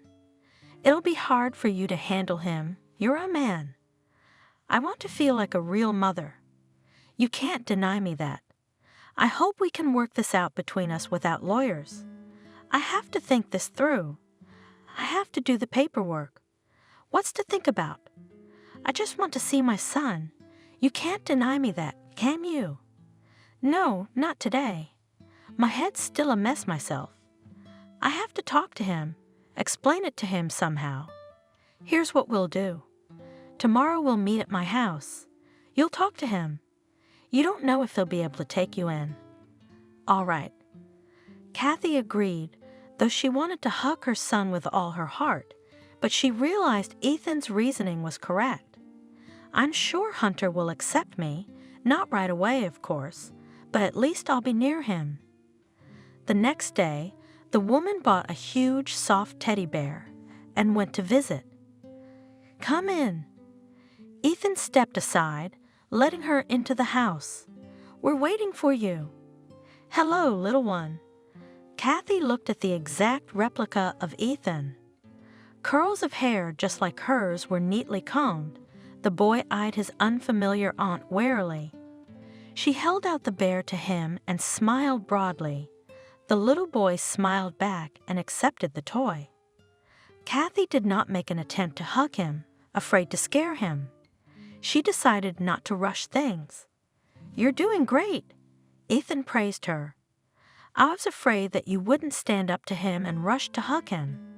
He invited her to the table, their son playing nearby. After a while, the child sat freely on Kathy's lap, and she stroked his hair fondly and inhaled the unique scent of childhood. I should probably go, the woman said hesitantly. The baby needs to go to bed too. Will you come again? Hunter asked hopefully, looking at his mother with brown eyes. Do you want her to stay with us forever? Unexpectedly, Ethan blurted out. The boy jumped up, clapped his hands, and then hugged Kathy's legs. She picked the child up, held him to her, kissed him, and cried. Why are you crying? Smiling, Ethan asked. Go put your son to bed. I'll set the table. 15 minutes later, the woman returned, a happy smile wandering on her face. He fell asleep, she said. I had to remember the fairy tales I read as a child. He's very curious. That's what your mother used to say.